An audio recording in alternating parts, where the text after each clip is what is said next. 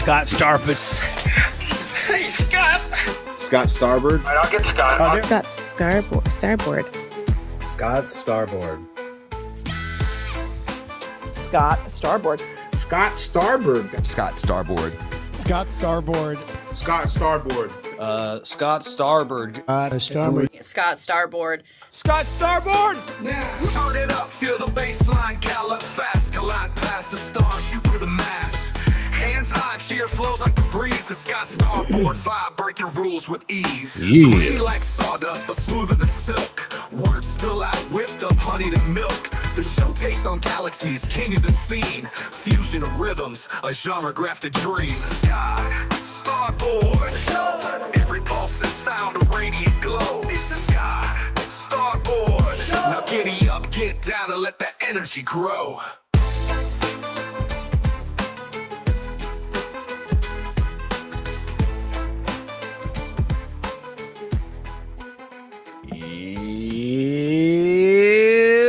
Wait a minute. Technological differences. I made it. Let's go. Thank you so very much for being here with me this evening. It's Friday. I am Scott Starboard. Welcome to the show. Ladies and gentlemen, listen, we're going to have some fun tonight, okay? We definitely 100% are going to have a daggone good old fashioned fun old time. I'm sorry, my brain's like 15 other places. You know, this, I was thinking, you know, what are we going to do for the show? We could have like a weekend review type of thing. You know, and this topic's going around. Everybody and their grandmama talking about Lindsay Clancy right down the road from your boy. And I can't get away from it myself. I spoke yesterday. I don't know if, you know, you stuck around that long, but Lindsay Clancy's lawyer's name is Kevin Reddington. Okay. If you see the guy in action, he's like something you would think like you'd see in a movie, and people are like, lawyers aren't really like that. This dude is legit. Okay. He's really like that. And it's so funny. I don't know if you saw it yesterday on the show or heard me say it. I used to party with him, well, really with his daughter, but you know, she was the older crew than myself and my circle of friends. But they threw some slamming house parties, and Kevin would be there smoking a big old stogie, telling stories. The dude is a fucking riot. And, you know, whatever you believe, if you like Lindsay's innocent, if you like Patrick did it, if you like wood chipper for that broad, whatever you think of, you're going to be able to get it off your chest tonight. And many, many other topics, whatever's on your mind. Because, you know what, folks, we're doing, I say call in. I guess that's old fashioned. It's more like stream in. I don't know what you call it, but right now in the chat, I am posting the link to the show. Truth Unbreakable is going to come on. If you're here, you can just hit the link, the thing. Oh no. As I speak. Oh wait, I'm not going to pay her. Okay, never mind. She's coming on. All right. I was like, yo, we were supposed to have the Fat Pig. I told Fat Pig last night, it's like, send me the link. And I'm like, we'll do it tomorrow. Cause like I had like a bunch of stuff planned for yesterday. So like I kind of need like the show. Like so every once in a while, I'll be like, come up, you know, during the show. Why not? But it's tough. So, but I love hanging out with you guys and chit chat. And so that's what we're going to do. We're going to have an old fashioned call-in show Friday night. Listen, would like to continue talking about this Lindsay Clancy stuff with you beautiful, wonderful, amazing people. But whatever you want to talk about, the Egyptian cave, Kincaid cave, I think that's what it is, right? Kincaid cave there in the Egyptian cave and the Grand Canyon in America. We can talk about that. You want to talk about Tartaria? You want to talk about flat earth? You want to talk about Scott Bessent? Why would we want to talk about that guy? I don't know, like the United States Treasury Secretary Scott Bessent, George Soros's chief financial officer, the guy who is helping to destroy world currencies, including ours. Can you listen to what's going on?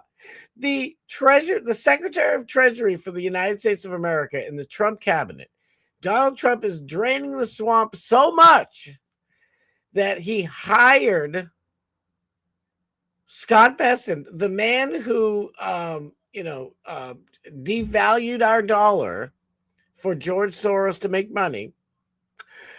He hired that guy to run our money for the whole country, because draining the swamp is different for different people. But listen, I got the link. Oh, he's here, baby. Let's go, my dude.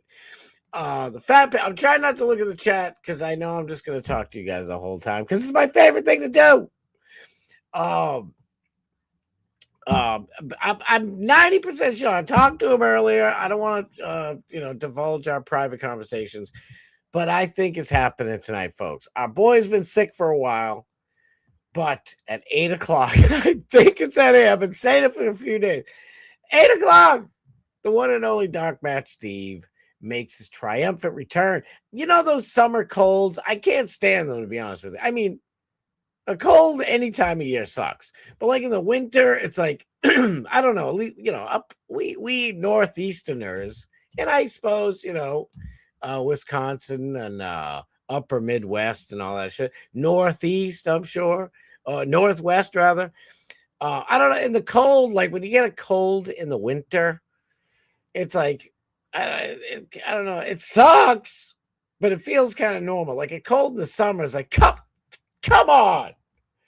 I'm like in my mind, I'm like on a boat, or I'm on the water, or I'm fishing, or I'm taking a leisurely stroll. There's a million fun things to do in the summer. And here, at least in the Northeast, I'll speak for my own little region of the world. We get like about 4.5 days of summer. So you got to make them all count. Yes, I'm being a little facetious. But realistically, we get maybe 2.5 months of real summer. We get like a month and a half of nice spring, nice fall, but literally 2.5 months. That's all you're getting, buddy. And then it's back to, colder temperatures abound. But listen, whatever you guys want to talk about, I put it in there. The Fat Pig went on earlier today. I hope you were all there. The link in the description. Our boy is crushing it. I'm loving it. I had a rough day at work. I ain't gonna lie. It was a pretty crummy day. I couldn't really get much of anything done. Just stressing and stuff. But listen, there's so much crap going on in the world. It's hard to whine and complain. But I'm just saying, couldn't really get too much done. I do gotta say, I hope I know a bunch of you watched. Listen, Bubba the Love Sponge is our modern day. What's his face? That's how much I don't remember this guy. Howard Stern. Okay, back in the day. Listen, I used to run a Howard Stern chat room called Stern Chat. Go look it up. And it wasn't affiliated, but people used to call into Howard Stern show. This is before Sirius Satellite XM radio, whatever the hell stupid paid garbage that was, right? So I know it is good. It's fun. I ain't paying for that shit though. Listen, I got a phone with you can listen to Spotify. You can put it right on the YouTube. Find whatever the hell you want for free. I mean, it is nice that you play the song like you play, because I used to have it in a couple of my work trucks, and it was fun. I ain't gonna lie, but it's like they play 2, maybe 3 songs in a row. That's nice, and then you listen to 9 minutes long's worth of ads. Like, dude, I paid to not have ads. I'll just get YouTube Premium if this is the case. My middle daughter, who I love with all my soul, we pay for her, one of her birthday or Christmas, whatever the heck it is. Just Spotify for the year. She loves her Spotify. She gets iPhone people. I'm not an iPhone peoples. But she loves her Spotify. Like she's got her playlist, sets all up.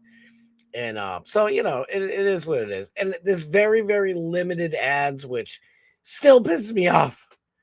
If I'm paying for, I don't want ads. Like we get through my mother-in-law, who I love with all my soul. It's really hers, but she wants she gave the stuff, whatever, for our youngest daughter, for Disney Plus. And I tried watching a couple of things on Disney Plus, like new stuff. I was trying to watch Lantern so I can review that on Monday's show. I will watch it and review it. I'm watching it on the Get a Scott Box promo code Starboard. But so I'll watch it on that one. But like the way my broken fire stick gimmick is, I only got one. So, like I didn't feel like getting more, and kids, everybody's got TVs in different rooms, so watch what you want to watch. You know what I mean? And if they want to use the Fire Stick, by all means, I love those kids. They can use, as long as I ain't watching it. No, they can watch whatever, but everybody's get this stuff. You can, oh, it's all right, Dad. I'm watching something on, playing a game on my computer or whatever the hell I'm doing. Reading a book. That's always a good show. When I hear I'm reading a book, Dad, I'm like, I'm not gonna interrupt you reading a book. Do you think? But yeah, so I don't know. I'm just watching Disney Plus for a minute. I was trying to watch the stupid Lanterns thing for a half a second, just to like kind of see what I'm dealing with. Oh my God. It was like 3 minutes and 45 seconds. A little timer up the top for ads. I'm like, what? Like, I know I don't pay for it, and I appreciate, of course, my mother-in-law covering for that deal. It's for my youngest daughter, but what? You paying for Disney Plus, and they still put ads on there? Longer ads than you would watch on TV? Like, listen, just kiss my ass with that mess. It's ridiculous. I know. Oh my God, is Tina here? I'm so sorry. I'm gonna catch up with the chat. Let's do some chat, saying hello. Kenny Powers, the great Kenny Powers. By the way, on Bubba's show this morning, it was so awesome. It's weird. Like I'm watching the show, right, and they're doing. They have a couple of things. You know what I mean? He has his regular stuff, talks about stories and shiz. And then he was talking about I'm trying to like put it chronologically, but they have a thing called for the great Gene Lasker. Are you smarter than a third grader? Right? It used to be, are you smarter than a fifth grader? But Gene has failed so many tests that now he's in third grade, and it's fucking hilarious. And like Bubba's interacting with the chat, which is my favorite thing. I couldn't chat. By the way, I was like 10 minutes behind for anybody who was wondering why I wasn't in the chat. I'm in these stupid, crappy areas down at Cape Cod working. And I'm like, are you kidding me? I want to give Gene all the right answers. And it's not because I'm a troll, Bubba. It's not because we hate you. It's because we love Gene Lasker. But I think Bubba's kind of right. Like hearing Gene give answers, like if anybody who didn't watch Bubba this morning, I have one question for you, real quick. Just take a wild guess. What is the largest creature in the ocean? What's the largest living creature in the ocean? I know it's going to take a minute, but I'll wait. So long story short, while I'm waiting for you guys to answer, right? I'm looking in the chat, and there's some dude in there. Well, I don't know the name. It could have been, Rando7845. And they're like, oh my God, why are we doing this game for Gene Lasker? I'm like, why are you watching this? Like, in my head, like I couldn't say it because I had no damn connectivity. I'm so far behind. And then it was so hilarious. And then they get to so every year Bubba has the Bubba Army Hall of Fame. Like this is the Howard Stern of our time. So do what you want with it. But here's the thing. He has the Bubba Army Hall of Fame. Every year he has BARP, the Bubba Army Royalty Party, down there in beautiful old Tampa Bay. And people, all Bubba Army from all over the place get to go. And he picks, 12 to 16 people to be in the Hall of Fame. And, there's a lot of, there's parameters for the Hall of Fame, but you can figure out what Hall of Fame is, right? And a different person. I'm reading the chat. Now, I am like 10, 15, 20 minutes behind because, I'm watching the second one. Jade, what I know that's if people say this is a terrible Bubba impersonation, and I get it. But see, I knew of Bubba back in the day, but you guys know, Bubba from like 20 years ago. Like the one I hear now sounds like this. But, the old one is the one like the babyface impersonation. But listen, anyway. I hear Jane, which planet? And then it cuts off. Loading. And then I hear we answered this before. Which planet? Loading. I'm like, oh my God, has a red dot on a red spot on it. And it's just loading. So I have to scroll back so that my phone has enough, I don't know, barely any connectivity to stay on. You know what I mean? And so I was behind. I couldn't answer. I was kind of bummed. But maybe it happened for a reason because I'm reading the chat. Like I said, while they're doing Genes, Are You Smarter Than a Third Grader segment, which I was literally crying. Lummy, my boy, Lum, our boy, had me just him laughing. It was contagious. I'm driving with tears in my eye. It was so funny. And I'm reading this jerk in the chat saying, when is this segment going to be over? Come on, this is boring, or something like that. And then, now I finally moved to a different area and I get a little bit better of connectivity, cell phone connectivity. And and I'm getting to catch up and listen to everything. It was so absolutely hilarious. They get to the Bubba Army Hall of Fame. It's not even it's not nominees. It's just who's going to the Hall of Fame this year. Tina May, I was rooting so much because Bubba had I think 31 people, if I'm not mistaken. And he had to whittle those down to 16. And I'm sitting there, and I just want to be in the chat, please, everybody else is awesome. I love the Yinzers and everybody in there, but I'm like, Bubba Army Mom, let's go. I'm like, Tina better get in there. And I can't even type it in time because I think the show is almost over, and I got 20 minutes left. Long story short, congratulations to Tina May. I thought somebody said she's here. I don't know. I didn't see it. Maybe they were just congratulating her. I was so ecstatic that she made it. I'm like, yes, she deserves to be in, but years ago. But anyway, it's good. Now she's going to be in the net. So I look down in the chat and I see somebody going, oh my God, are we still talking about a different person? I don't know if it's the same person with using different accounts or whatever. Are we still talking about the Hall of Fame stuff? Man, this show is going downhill. Something along those lines. And I get a lot. Listen, I get people, not too much, but I don't mind. Listen, please, if you have anything about my show, normally I set up my show and I get everything all good to go and stories and everything like that. And I figured Friday we'll just hang out. We'll do a call-in show. We'll hang out. And, I get some stories to fill in the blanks, but we're the topic tonight. But so I just want everybody to know, if you have anything, any suggestions or whatever, just say it. Just tell me. I mean, you can say whatever you want in chat. I don't mind. Even if you could disagree with me, agree with me, chat away. I am a chat rat. So I know how it is, but I want everybody to feel comfortable here. It's kind of my point.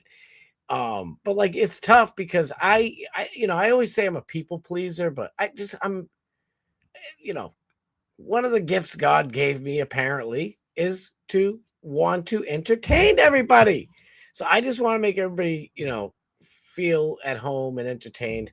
But also, I just also want people to know too. It's like, if you don't like one of the segments on like Bubba's show or my show or Doc Man Steve's show, just wait a little bit. It'll change. I talk about Bubba every day, give him a shout out. I give Doc Man Steve. We're going all the way till 8 o'clock till Doc Man Steve comes on, followed by none other than the content comedy king himself, Primetime 99 Alex Stein, at 11 p.m. EST on RAV, Real America's Voice. That's right. And like I mentioned, Fat Pig is the opening act, if you will. We got Robert Govea. He goes different times all day, so I don't know if I'd put him in the lineup, but you know what I mean. We got the one and only Ava 19 official, the rated number one Twitch streamer in all of America. Soon to be the world. I thought it was the world. It's just America, number one, beating Hassan Piker and Asmongold. Don't hold me to it, because what do I don't know. I said rated. And I'm the one doing the rating, so there's that. But Danny Rebel 33 and Chris Sims, my freaking boys, love them dudes. They go all night long. They're literally like ending their show when Bubba comes on at 6 a.m. in the morning Eastern Standard Time. So, but listen, it's all love. But yeah, if you guys got anything like suggestions or annoyances, just DM me, text me, whatever. Let me know. I want to know these things because I'm seeing these wine bags in Bubba's chat. It's like, dude, like, I don't know, like, Bubba's got us all locked down. Like, at least I know for me, like, I say what I want, but you gotta, say it in a respectful way, which I like that Bubba's got that leash on people. Because I remember when I first started watching like 3 or 4 years ago, like, people are in there just being straight up dicks, like, Dr. Dan's, phys ed, shit, and all this. It's like, dude, you're a dick. Like, don't be a dick. It's like, grow my lips, ban that prick. And I don't want to ban people. And all you guys, what's up. It's usually, the 100 or so, 200 people that watch after the fact. Welcome. Thank you. Hit the like. This isn't the normal show I usually do, but it's Friday. And we're trying to relax and enjoy life. There's all this real stuff going on. Our money's falling apart. You guys know, right? We hit, I think Bubba did mention it today, but $40 trillion. Our national debt is $40 trillion. Why does a $280,000 house cost $750,000? You may wonder. On Redfin or Zillow or whatever your favorite website is, they're all the same. Same prices for the houses. You don't get any difference. There's many reasons, but the main one is that our dollar is worth less. That's right. Our dollar is like, I should look it up to have the exact stat, but you know what I'm saying, right? Our US dollar is not worth 100 pennies anymore. It's worth like, I don't know, 20 pennies, something like that, maybe 40. I don't even think it's half. It's bad. I don't know if you guys remember when the euro first came out. The euro was like worth like 2 cents, 2 pennies more than the US dollar when it first came out. And I was like, hey, this ain't right. And then, my brother, I love him to death. Love you. Love him to life. I hate that expression. Love you to death. I love you to life. My brother is he's in Mensa, for crying out loud. It's genius. And he's an accountant and many, many things. He's a genius. I'm not joking. He was explaining to me, he's like, oh, listen, it's because it just came out. The euro dollar just came out, so it's a big commodity. He goes, it'll go back down. And he wasn't wrong. Like, I wouldn't have doubted him anyway. But so the euro came down. So if at the time you wanted to visit, Europe, go to Italy, which I want to go to Italy and Ireland so bad. And then I'm like, I'd also like to go to Sweden. I wouldn't mind going to Egypt. That damn Zahi Hawass is there, getting in the way of me looking at all the good stuff. But I'll stay in Europe for a second. So if back then, 10 years after the Euro came out, if you went to anywhere, Greece, any of the wonderful places in Europe, and you took, $1,000 US dollars, I don't know, it's round number, 1,000 US dollars, you would get an extra $80 in euro dollars, right? So our money was more valuable. Well, do you know what it is now? It's not good now. The euro is worth more money than our US dollar. That's right. Our petro dollar, when they're filling up like little 1 liter bottles worth of gasoline, we do gallons, they do liters. Litries. Litries. They have way worse than us. Like if you did it by gallon, Europe is paying out the wazoo. I think I'll look it up in a second, maybe. But our debt is so ridiculously high, our national debt, and these dickheads from both parties. You guys know I'm on the right. My stage name is Starboard, for Pete's sake. That means the right. I chose it myself. I'm on the right, dagnabbit. I don't like having to talk bad about Trump. But listen, we live in reality here. This is not good. I don't know what the hell's going on. We've been bamboozled. George Soros is number two. George Soros, number 2, is in charge of our treasury, our money. And we're supposed to be draining the swamp. What the is going on here? But one of the biggest reasons, really, why, I don't know. I look at these houses and I'm like, oh, that's a great house. It's got to be what, like 280, 310,000 maybe at the most. And like, oh, well, that house right now is going for $945,000, like $1 million. Listen, I know what $1 million looks like. Sometimes I think I feel like $1 million. But I'm probably only worth like $260,000. I'm like, that fucking house ain't worth no $1 million. I'm like, the kitchen's slightly redone. And like, even these houses I look on Zillow, oh my goodness. I'm like, this place, yeah, it's like a 4-bedroom, 3-bath, 2-car garage, a whole gimmick, right? And I look, and you go look through the pictures. And of course, the first 6 pictures are like the best shots, right? And you get to number 7, 8, 9. It's like, wait a minute. This bedroom doesn't even have sheetrock on the walls. What? You're going to charge me $1 million and I still need to put like $30,000 into remodeling?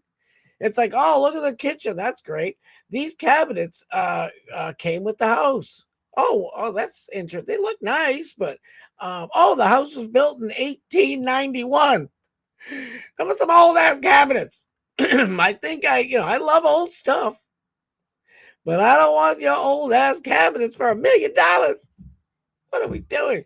All right, what else are we doing? We got to do some shit. Wait, I know I got to just get in the chat real quick and talk to you guys. I'm so sorry. The one and only Kenny Powers, ladies and gentlemen. Johnny Z, Big Pimpin', my dude. Bob Coke, Can Cook, Hall of Fame, great. The greatest of all time, Scotty, on the Starboard side. There you go. I should have read the chat earlier, and it would have fit right in. Dude, Bob, I love you, brother. EMC and the place to be, my dude. I eat more coleslaw just because of you. It's so delicious. White iced tea. Speaking of delicious, my dude. Big old Frank, my dog, my ninja. Thank you for being Morgan Elizabeth. Let's go. I'm telling you right now. I didn't put the link in the chat. I'm a fucking dingleberry. Link in the chat. Get up in here. Thuggish. My dude, Kenny, I forgot to tell you, I watched Lanterns last night. Ooh. I'm interested. I mean, you can spoil a little bit if you want. Monday, I'm going to talk about about Lanterns. I'll give my little Monday movie review. Even though Lanterns is a TV show, it rhymes. Okay, I don't have maybe Tuesday TV review, and then now I'm just a TV reviewer type of dude at that point. Did I miss anybody real quick? Bob, my dude. Freaking love you, brother. Let's go. Truth is unbreakable. The fat pig, the glorious pig. Oh, we got our first person here. There we go. Let me just read a little bit. He's the best man for the job.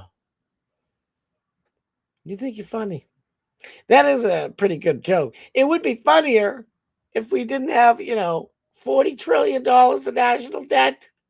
We're in big trouble. A ray of light. Let's go. Is this a new Grinds My Gear segment? Yo, yes. Oh, my God. I love it. I love it. I love it.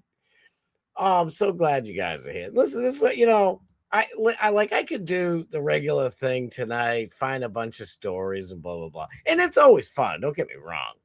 But I'm like, I want to hang out with everybody on Friday. Let's do some fabulous callers. Renee Rose.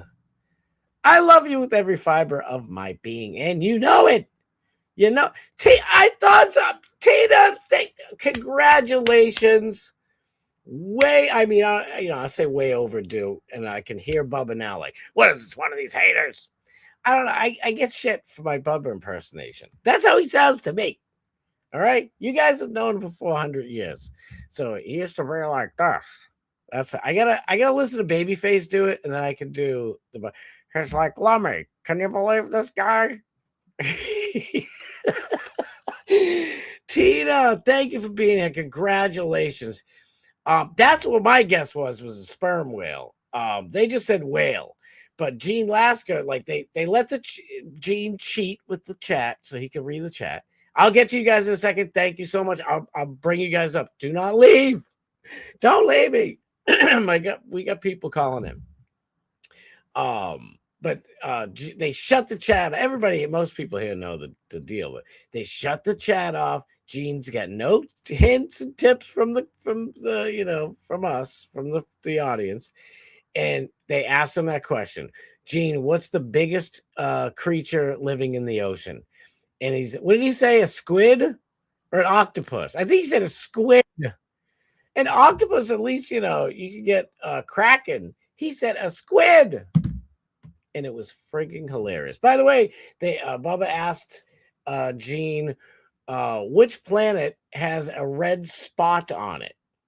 And Gene keeps answering so fast, he's not thinking about it. And he's like, Venus. He's like, I know this one, Lummy. It's Venus. And I think he's just thinking a planet red spot, a little red spot. Like he's just thinking, well, when I look up in the sky, sometimes it hurts your eyes a little bit, but if you just look, you can see a little red spot. Now they tell me that's Venus right there. You know what I mean? That's what I think he's doing. It's like, gee, let's slow down and think about it. But it's what makes it hilarious. Oh my God. It just had Lummy laughing and it was fucking hilarious. 5th grade was a few years ago. Exactly. EMC and the place to be. I love it. Yeah, Bob Cook was in trouble today, boy. Lasker said Planet Hollywood. Oh my God. By the way, I worked at Planet Hollywood, so a little shout out to Planet Hollywood. Nick the Gun Guy. My dude, that's my family lamb right there. That's my dude. I agree.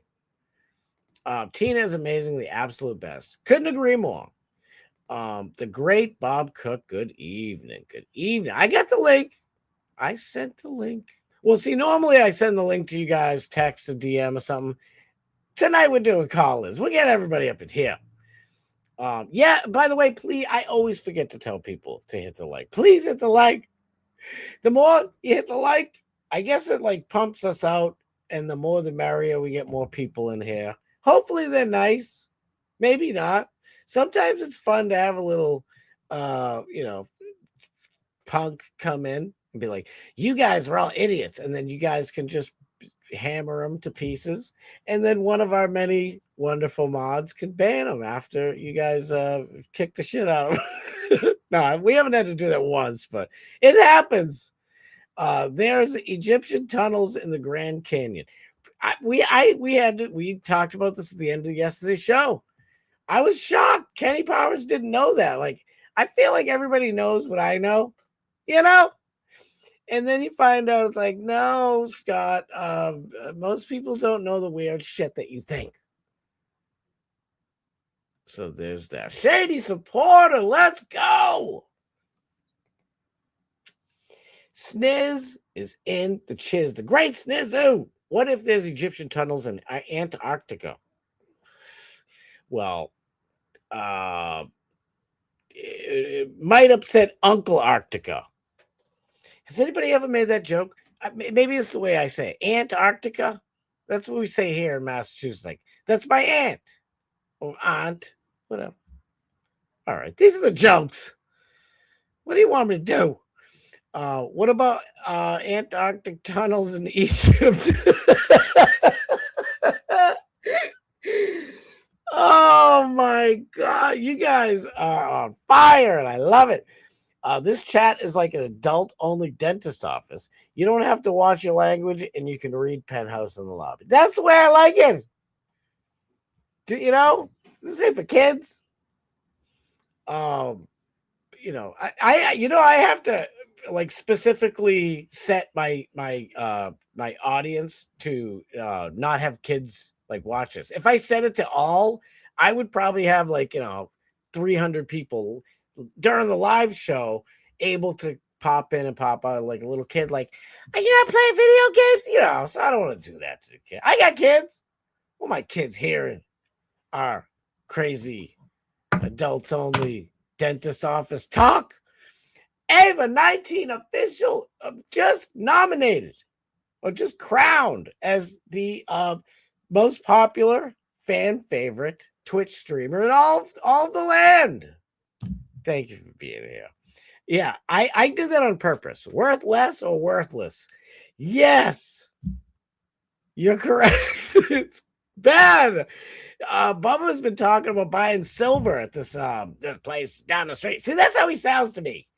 How does I gotta remember Babyface's impersonation of Bubba. He's like, oh, it's like this. Oh, Gene, we drive by the gold, the silver place every day. He doesn't sound like that to me, but I the old Bubba does. I get it. But I'm thinking of getting some silver myself. This is bad. You know what? One of the things I'm thinking that they're going to do, the powers that be, since, we the people are supposed to control the government, but those days are long gone. Thanks, Woodrow Wilson. I'm starting to think they're purposely going to bankrupt our money. And maybe Trump's not such an idiot. Maybe he's like, well, that guy there, the George Soros guy, he's been trying to bankrupt our dollars for a long time. They say for the longest time. Who's his number two? And it's like, number two, I need you to the plan is set. It's time to bankrupt, make the money worthless.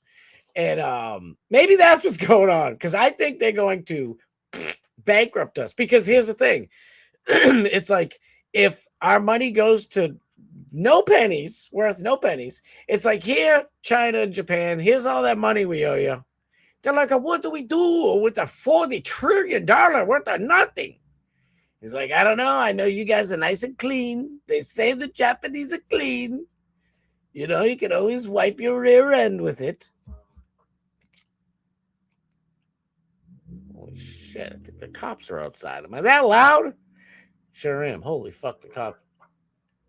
Did you hear that?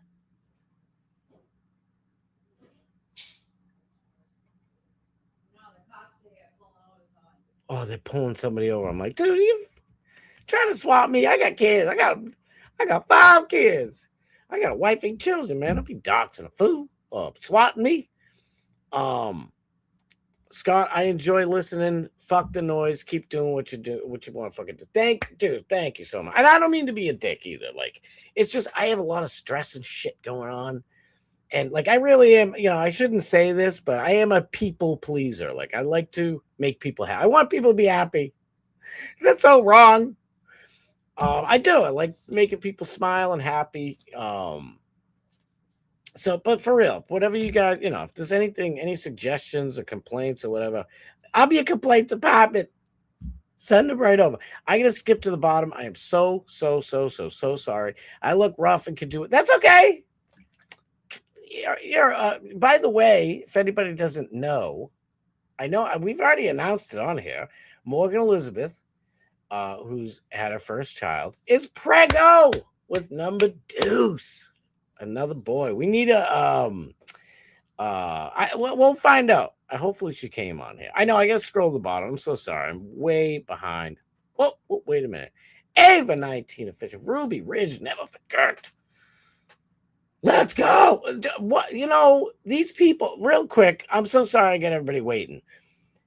It drives me crazy knowing about like Ruby Ridge and Waco and a bunch of these other places, right? The Bundy Ranch.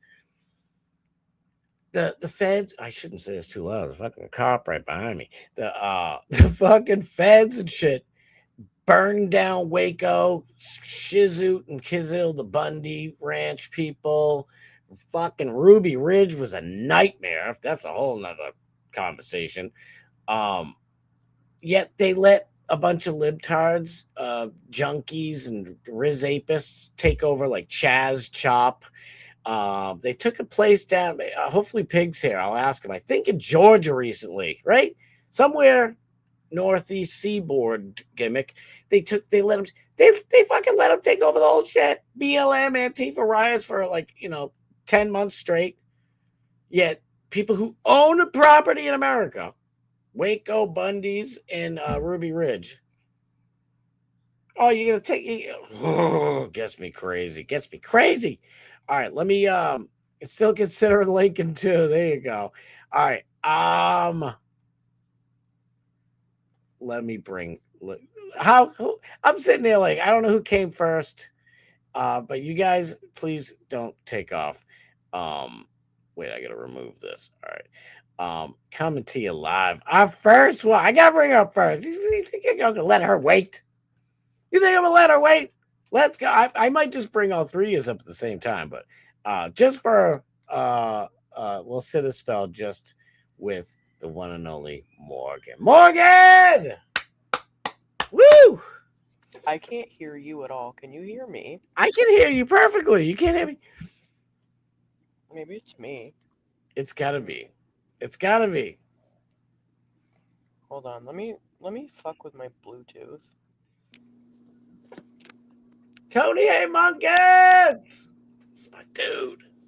No, I don't think that's making a difference either. It sounds louder on my end, though.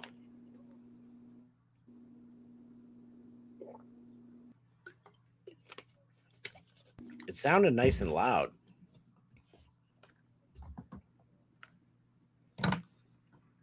I'm having technical difficulties. I don't know if you can hear me. Well, listen, that has never happened on this show ever. Kick me out and bring me back in if you can hear me. All right, I will. All right, let me do that. Nick, the gun guy, Nick. What's up, dude? What's up, boys? Hello, Pig. Well, hello. Howdy, partner. Wait, Nick. Wait. Nick, if you can hear me, I think you're going to get it on speaker or something. There we go. Okay. I just want to make sure. Yeah. There he is. Sorry, Piggy. Sorry, guys. No, you're fine. I think you might have fucked that up, Scott. I was trying to tell you. I didn't know if you could hear me backstage on StreamYards or not, but you got to get her to jump out and come back in, because if you boot her, usually it won't allow you to let them back in. Like they're blocked for the night. Don't tell me. Oh, no, she's back. She's back. Okay, good. Okay, then it's all right, good. Did I figure this out? I hope so. Can you hear us? Yes, I couldn't. All right, let's go. Fat Pig was just saying, he's like, no, like, because he uses Eevee Mux, which I think I'm gonna switch from StreamYard to Eevee Mux real soon. But I don't like. It's better if you leave and then come back. At least on EV Mux, that's how it works. But I mean, I don't know what any of that means. I'm on my phone. I love that answer. Me too. It's my favorite. So like once Lincoln goes to bed, I am on my phone with headphones because I'm like neurotic about the noise level. Yeah, no, who can blame you? I don't think I met you, Morgan. It's nice to meet you. I'm the fat pig here. Nice to meet you. I'm typically on camera. I'm not today because I'm tired and I got a tooth pulled, so my fucking face is swollen. Oh yeah. I can't stand having my teeth pulled. I mean, it's nice, like especially when it's like really bad and it hurts real bad. And then like, you know, it's off that nerve, so it feels great. But now like my fucking mouth is swollen for like 3 days. Yeah. Oh, it's the worst. Oh shit. I'm so sorry. Wait. Nick, why the fuck is this? Can't unmute your guest. No, I'm here. Oh, okay. Oh, there you go. Himself. Oh, all right. Hi, Morgan. I'm Tactical Tim Pool. Nice to meet you. No, what I was gonna say, when I got pregnant for Lincoln, and I guess this is pretty common, like a couple of my molars broke because like my body is depleted of calcium. Yep. And so I finally was tired of dealing with it. So I went to the dentist the other day and it just, the healing sucks. Yep. Obviously it's worse than the broken tooth because that can come with a slew of issues, but oh yeah.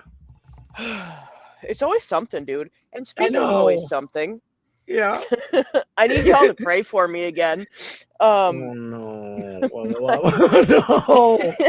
I can't help but just laugh.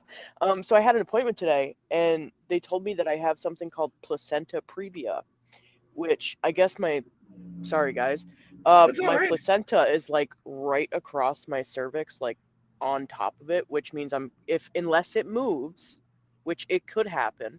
Yeah. I guess I have to have like an automatic C-section. So I already hate that. Fuck. I definitely will be praying for you. Anyway, Mrs. Starboard. Mrs. Starboard.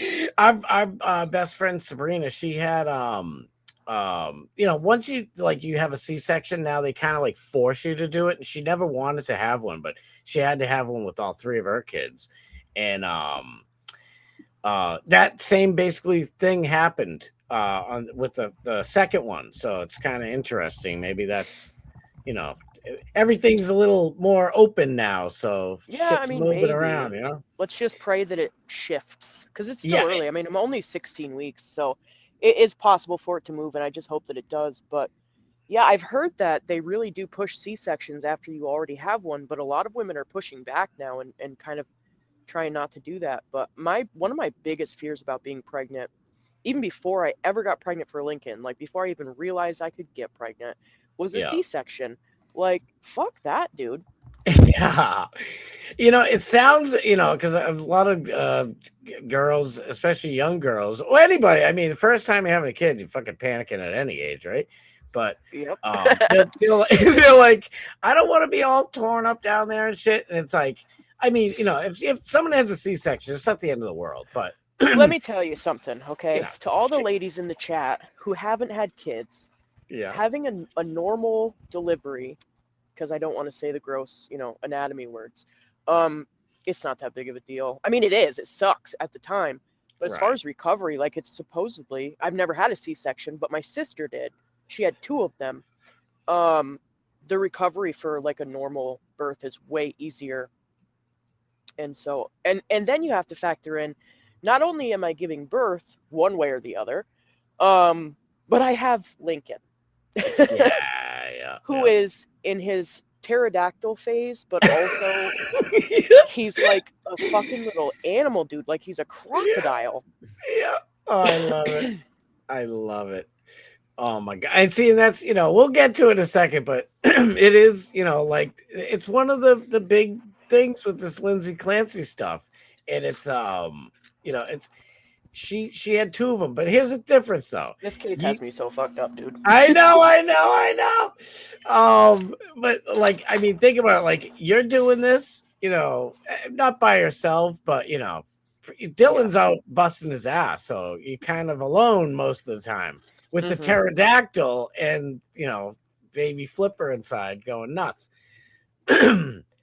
Lindsay had all types of help, you know what I mean? And it's like, I don't know. I'm sure you kind of like Mrs. Starboard and me, like we got a good support system, but we like dummies who don't like asking for help, so we'll just tough it out and do it the hard way. So maybe that's what she had going on for herself, but I don't know. No, and I'm the same way as far as that. Like, I do have support that's available.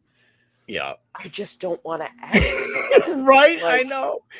I'm the same I was actually way. talking to my sister about this the other day, and since Lincoln has been born, and he is now 7 months old, which is crazy because I'm pregnant again. Right, I know. I have had a total of 4 hours to myself. Wow. Where I'm not running errands, doing laundry, grocery shopping, doctor's appointments. I had 4 hours by myself without Lincoln. And that was only because I had a stomach bug. Like, I don't, nope, I can do it. Yeah. I mean, exactly. See, and that's kind of like the thing where it's like, like, I get it. We'll get into this Lindsay stuff in a second, but it's like, maybe it's just the simp. Us men are all simps in one form or fashion. Guys could talk a big game. Nick Fuentes, who's never even gotten his willy wet, is telling everybody how husbands and boyfriends should act. It's like, dude, like when you love a woman, you're gonna simp for her one way. Nick the gun guy knows. Go ahead, talk a big game. I know it's I'm not saying anything. I'm quiet. We're gonna support our girl Morgan. Uncle Scott and Uncle Nick will come up and watch Lincoln. Well, thing, you'll be good. You got it. Just text one of us. We'll show up. No big deal. No, but before I forget, that's awesome. But no, before I forget, my point, the like you were saying, like you only had 4 hours this whole time of actual Morgan time. You know what I mean? And like when I give Mrs. Starboard, especially when the kids were real young, it's like I try to give her time to herself. Like she's like, what the fuck do I do with that? I don't know what to do with that because I don't have Mrs. Starboard time. Like, and she'd get like annoyed with me because I'm like, go do something, go get your nails done. Something. You know what I mean? So it's not easy. That's all I know. So and that's why, like I say, simp, and it's trying to be funny and shit. I love that. It's like if you really love your woman, you're gonna do what needs to be done, whether it's not normally in our wheelhouse as men. You're gonna try and do it, but it's not easy, but it's worth it. Like, by the way, the pterodactyl phase will end. Like they say the terrible twos, it's really the terrible threes. So yeah, I don't mind the pterodactyl phase. Like the screeching, honestly, I could listen to that all day over the crying. The crying sucks because there's only so much I can do. Like with the teething, I've tried everything, dude. Like, and I don't like to use ibuprofen and Tylenol. I just don't like, you know what I mean? Like I don't want to say as a parent, but like for me, I don't want to rely on that just to get him through. Like I've tried the frozen shit, I've tried the teethers, and it's just like, so when you get to that certain point where you're out of options, it just sucks. Like you just rub a little bourbon on their gums. That's what everybody's telling me, dude. But you know damn well, I look at a bottle of liquor and CPS is going to be at my door. Like, right? I know. Yeah. What is the pterodactyl phase? The screeching phase. What is this when they get a little older and they just scream or? A little bit older. He's only 7 months old, but he top of his lungs like screeches just to hear himself. Oh, like the blood curdling shit that sends shivers up your spine. Yeah. Yeah. I mean, it's what the most fucked up part? It's hysterical, but you know what the most fucked up part about that is? Every parent that I've ever talked to when kids go through that phase, they're like, I love my child unconditionally. They're the most important thing in the world to me. But I would be lying if I said I didn't want to pick that motherfucker up and throw him through the fucking window. Yeah. See, I don't shut the fuck up. Yeah, I don't feel that way with this screeching, dude. And I mean, I don't want to say I feel that way ever because, you know, the whole Lindsay Clancy thing, you got to be careful. But I have told him that if he does not stop, they have those safe haven boxes at the firehouse, and he will inhabit one if he does not quit. Let's go. Wait, how old Like, you is can he? come back when all your teeth are in, but Yeah. Well, like you say, like it's, you know, the oh my god, teething.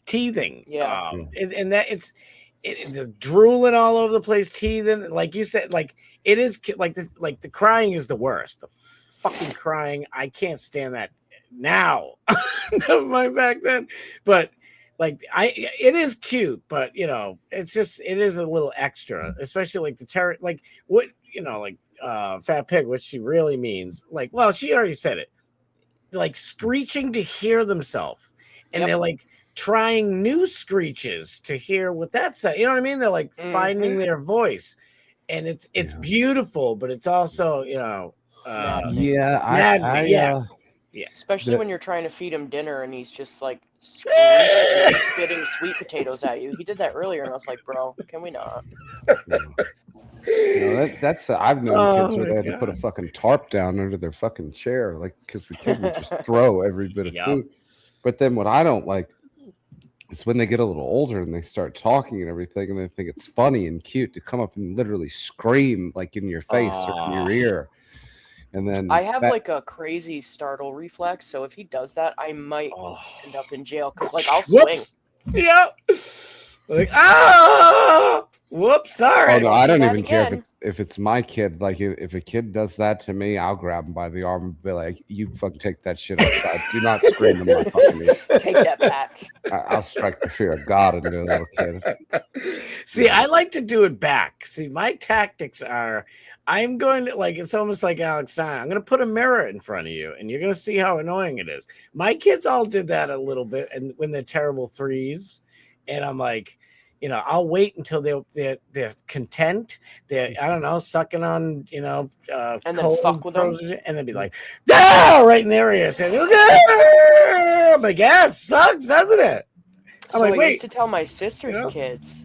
I used to say to them, and my sister's kids are 7, 3, and almost 2, and you know, before I had Lincoln, like, I didn't have patience for anything, dude. Yeah. And I used to tell him, like, if you don't fucking stop right now, I'm gonna Andrea Yates you. Now I can't say Holy that. Shit. The Like, worst part is now you I can't have even to be very understand. careful. But I know. Right. I know what I meant. And so that's why I thought it was fun, because it's like, you're not telling them that you're going to drown them in the bathtub and then put them in bed, like, no big deal. Right. They don't know that. But I do. But now I can't say it. I know. It was, I mean, it was never really funny. The case wasn't funny, obviously, but just the threat was funny to me because I'm an insensitive asshole. But yeah, but here's the thing, like, how many times, I, honest to God, my whole life have heard my aunts, friends, strangers, the mall, whatever, a mother saying, I brought you into this world so I can take you out. That's right. And now, you know, Lindsay fucked it up for everybody. You can't use that line. Well, in like 5 years, when people kind of start to forget about it, that's going to be the new thing. If you don't fucking stop, I'm going to Lindsay Clancy you. And it's Damn.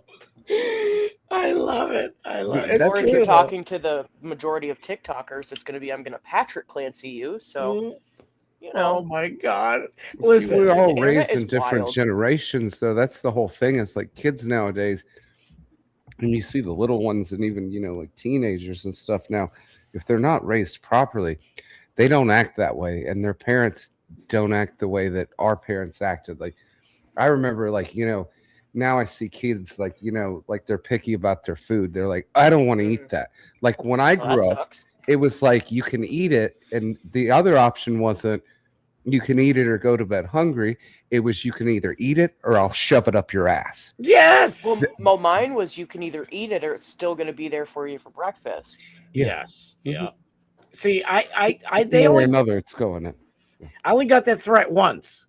And my grandparents, oh my God, they were from Ireland, and they literally, like, shame on me for being a dumb kid and not realizing that I am getting like $180 gourmet plate. No lie. Like, even breakfast, lunch, dinner, whatever they cooked was a massive spread of the most delicious shit. And I'm like, I don't like this. It doesn't look good. But it only happened once. And my grandfather, fucking rugged as hell. He was like 6'6", 6'7", and he's like, no, that's the food you're gonna get, and you're gonna eat it. And I'm like, yeah, but I don't like it. And he's like, I was like, there's too much of it, and I don't like it. And he's like, nobody asked you to like it. You're gonna eat. Like, I was like, oh yeah. Shit. So what I do is like it real fucking quick. I'd shove it all in my mouth, and I'd be like, can I go to the bathroom real quick? And they're like, yeah, go ahead, and I'd just spit it in the toilet. And that was my trick. Oh, you little fucker. Motherfucker. I don't want to eat it. Did you ever get caught doing that? Because no. You'd get a hell of an ass whooping. Oh, yeah. That's why I made sure. I pulled a Scott and did that, and it plugged the toilet up, and that's how plumbing. You always had dogs, so you could, sometimes you could get away with it, but dogs don't eat vegetables, so that was the whole fucking thing. But see, that's where I'm screwed because my dog does eat vegetables. So, but I had like all of these like ideas on how I wanted to raise Lincoln, and no disrespect to Dylan, but it is very different from how Dylan has chosen to parent his older son. Yeah, I was raised in a pretty strict environment. I don't want to be like that necessarily, but I do want to be kind of close to that because looking back in hindsight, at the time, I didn't appreciate that at all. Right. Now I do, and I think I turned out fairly well. Yes, you did. And that's what I want for Lincoln. And I'm not saying that Dylan's other son doesn't turn out well or isn't going to turn out well or anything, but Dylan is more lax about things. And I'm just kind of like, like I can see us butting heads about stuff like that because, he's, I don't know. It's difficult when you have two different parenting styles. Like I'm as a person anyways, like I said, once Lincoln goes to bed, my headphones are on. I don't even have the TV up loud. Like he's got a little white noise machine. I try to be very considerate of the noise level in this house. And I do that for everybody else too, for Dylan and his other son. Yeah. And I don't get that extended back to me. And it makes me fucking crazy, dude. Like crazy because with the, exception of my pterodactyl, my days are quiet. It's just us. Dylan is out working. Right. So when everybody comes home at night and the chaos kind of starts, it's literally Lincoln's already in bed or damn near bedtime. Yeah. And I'm just like, I get into like instant anxiety because of the noise. I don't know. I'm just fucking neurotic, but it's just it's gonna be interesting to see how things play out because I'm also a very strong and stubborn personality. So I have a feeling I'm gonna win, but we'll see. Yeah. You listen, like Mrs. Starboard's a Leo, so and I'm a Virgo, so I'm a Taurus. Yeah, so Virgos and Leos get along so long as the Virgo understands that the Leo needs to be dominant, whether she's dominant. Especially with our first kid together, when a brand new couple. She would get frustrated how laxed and laid back. And that's, honest to God, that's how 99% of men are. We're just. I was gonna say maybe it's just a dad thing, but when you need to be stern, you can be stern. You know what I mean? Yes. But not Dylan. Not Dylan at all. These upcoming generations now, people are starting to have young children now. That it is usually the dad is more lax and I just love him so much and I let him get away with this and that. And I'm like, those kids are fucking walking all over you. And then the mama comes in and the kid will be acting up or whatever, and she's like, why didn't you tighten him up? And he's like, he's just having fun or whatever. And she'll go up and fucking pinch the back of his arm and squealing, and she'll grab him by the arm and be like, don't you do that shit again. Oh my God. But yeah, I've noticed that too. In like what you're saying with the eating thing, I had a bunch of family members over and I made homemade spaghetti. And I don't make it like probably your family does, Scott. I'm not boiling pork bones and shit like that. But I do somewhat make it from scratch. Yeah. And it takes me 2.5 hours to make the bolognese sauce. Oh, that's and then good. With the pasta, and then I make garlic bread. And usually a salad and all that. Hungry now. So when people come over and their kid goes, I don't want that. And then they were like, well, okay, this, that, and the other. And I'm like, fucking hell. So then I look over and like one of the kids has just got a plate of noodles with butter on. And I'm like, what the fuck is that on my table? That's a travesty. And they were like, well, she only likes noodles. She doesn't like the meat sauce. I'm telling you, it took everything in my being not to grab that plate like the odd couple and throw it against the fucking wall. Not in my fucking house. No. I know. Yeah, that is something I mean, that that's I am what doing Christy with Alley Lincoln. ate, and look how big she fucking got. I mean, that's all she ate was butter and pasta. You know? Yeah, I do that with Lincoln. Like, I give him baby food, which I do try to mostly make myself. I do get lazy sometimes though, and like, and I'm not ashamed to say this. I think every woman, if they can, should utilize it. I get WIC, so every month I get like a certain amount of like jarred baby food, and it helps a lot. But sometimes I'm just fucking tired, dude. So I just open up a thing, I feed it to him, whatever. But I also, when I'm making dinner for our family, I make, small bites for him of what we're eating, and I feed it to him, and I don't omit seasoning. He's eating what I'm eating. Like, I'm trying to develop a taste for good food. Right. So that hopefully I don't run into the picky bullshit, because I know a kid that will literally only eat fucking chicken nuggets and mac and cheese, and I'm just like, that's not going to be my kid. Well, kids now, but right. I'm going to tell you right now, with the 3 I have, every one of them were like picky eaters, and slowly and I was like that too. I wasn't too picky, but you eventually realize that like I don't know, it's just like coffee. Like the first time you ever had a sip of coffee, you're like, what the fuck is that? Next thing you know, you're like, dude, give me a 3 large fucking iced give coffee. me that life juice. Yeah. So kind of like beer. You're like, ooh, that's yucky. And then you're like, oh. It's exactly right. Like, so, my kid, we slowly introduced, like seafood, and like they're mostly Irish, so meat and potatoes. It doesn't matter. Dude, what I'm it is, terrified of seafood because of the allergy shit. Like, I'm terrified. I don't blame you. My niece has a friggin' peanut allergy and a seashell, whatever it is, shellfish allergy. And I'm a lot of times they on. grow out of that, though. I know. I'm hoping. They say that if you introduce that stuff ASAP, it lowers the risk of allergies. Yeah. Yep. So I actually, the last time I was in the hospital, because my fucking blood pressure, dude, is ridiculous. Lincoln was with me, not obviously knowing I was going to the ER. I was just going to an OB appointment. But anyways, I ended up calling Dylan because I couldn't be in the ER with Lincoln. It was a whole thing. Dylan comes over. They ask us if we're hungry, do we need anything? They bring us like snacks, like crackers, cheese, whatever.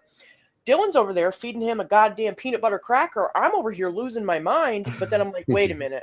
We're at the hospital, so if something happens, I guess it's fine. But I was so nervous, dude. Oh, yeah.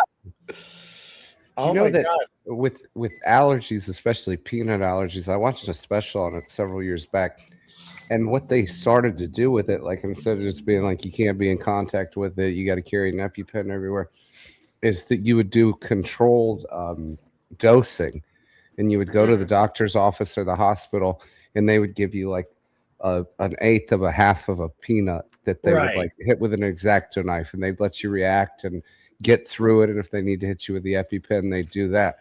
And then you'd wait like a month, and you go, and then they'd give you half of a peanut, and then they'd see your reaction. And then they say usually like within a year, the kid's eating a whole fucking bag of Planters peanuts, and there's no allergic reaction. There's no throat swelling. There's no puffing up. And I don't know if it works with everybody, but I found that interesting. Well, it worked for me. So I developed, I never had one prior to this, a coconut allergy. When I was 15, I was eating fucking Samoa Girl Scout cookies, and I started having like an anaphylactic response. Go to the ER, whatever. And I mean, I don't care that anybody knows how old I am. I'm 36 now. And every so often, I'm like, oh, that Mounds bar looks good. That Almond Joy looks good. Yeah. So I fucking eat it. And I have Benadryl. I have an EpiPen, which I don't need anymore because it's gotten to the point where I'm basically like, I don't want to say microdosing, but I am. I'm microdosing coconut to the point where now I can eat it, not in excess, but I can have some, and I'm not gonna die. Wow. Listen, I when I was probably like maybe like 20 something, 22, all of a sudden, like I love pears. They're so good. Wait, not pears. I'm an idiot. Plums. Plums are so awesome. So one day I'm eating a plum. It was as ripe and as perfect as you can get it, and my entire throat swelled up where I almost couldn't like swallow anymore. From and like a plum? Yeah, and I'm like, that's such a weird ass allergy, dude. And like real cherries, like not like fucking, not like candied maraschino cherries, like fucking pitted real cherries. I try to like microdose with them, and it still doesn't fucking work. But now I'm gonna try because you guys gave me hope. I'm like, well, just be careful. I'm just an idiot, and it seems to work. But then another thing, though, that I'm realizing, everything has fucking coconut oil in it now. So when Lincoln was born, you know that like Johnson & Johnson, and I hate this shit, but I got it at my baby shower, so I use it. Yeah. That nighttime lotion, the purple lotion. Yep. Well, after his bath, I put that on him before bed, and it's become a routine now. Right. Trying to use up the goddamn bottle, which is like economy size. Well, I was getting like hives on my hand, and I was like, why is this fucking happening? And I'd wake up in the morning, my hands would be all swollen and they'd hurt.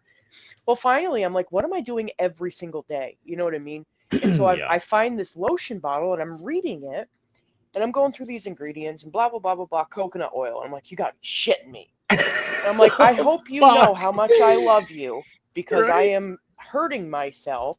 But that's the thing, too. Like the coconut oil in soaps and stuff like that, it's different for me than eating the coconut. Yeah. Like it's very, very strange how it works. But other than that, though, the only thing I'm allergic to is pretty much every antibiotic known to man. So that sucks. But yeah.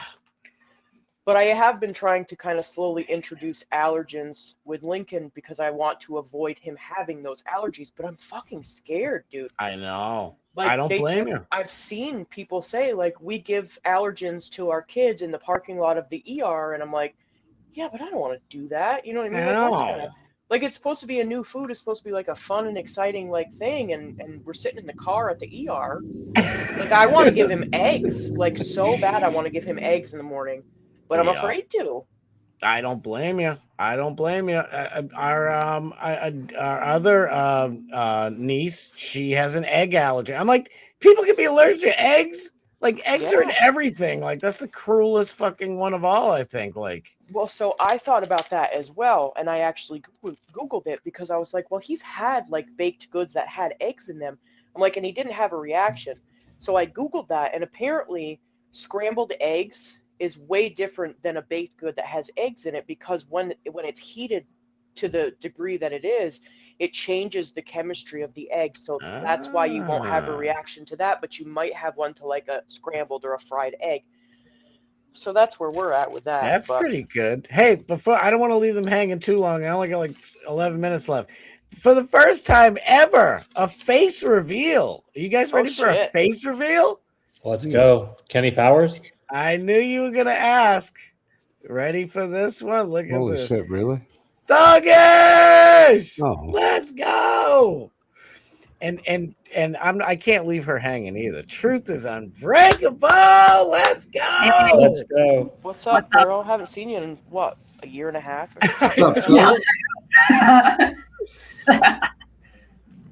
I know.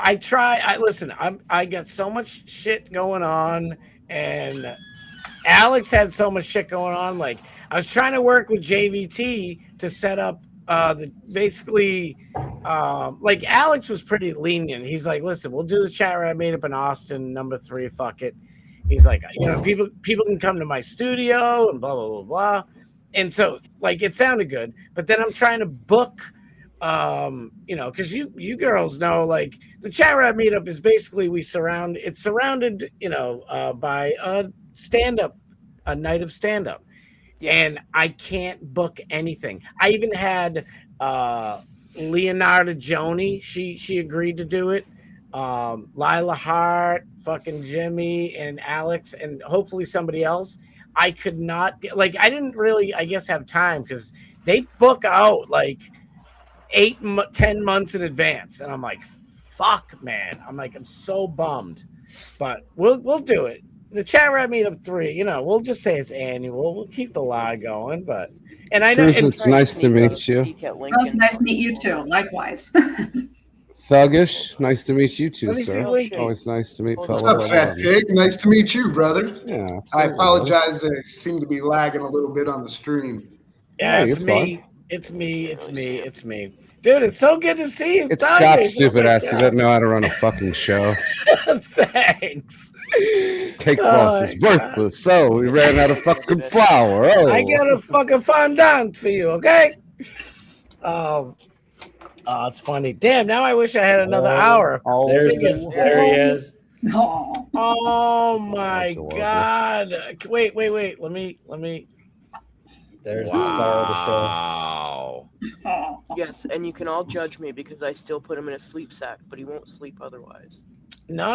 Listen, swaddling is where it's at. I hate swaddles. He hates Well- swaddles, so I get these sacks. Yeah, that no. zip up, no, That's yeah, cool. yeah. That is cool. but he's so cute. Well, you don't want to get a peanut allergy to that little peanut because he looks like a peanut in that sack. But He's like a fucking potato, dude. whoa, did I miss the holy shit, Tony? Wait. We have I'm 5 so- gifted subs. Tony, hey, Shit out of me. Munkets. Dylan just Oh walked in my and gave me a heart attack. Tony, thank you from the bottom of my heart. Wow. Yeah, I know. We only had 11. Now we got 16. Thank you, Tony. Hey, Munkets, the GOAT.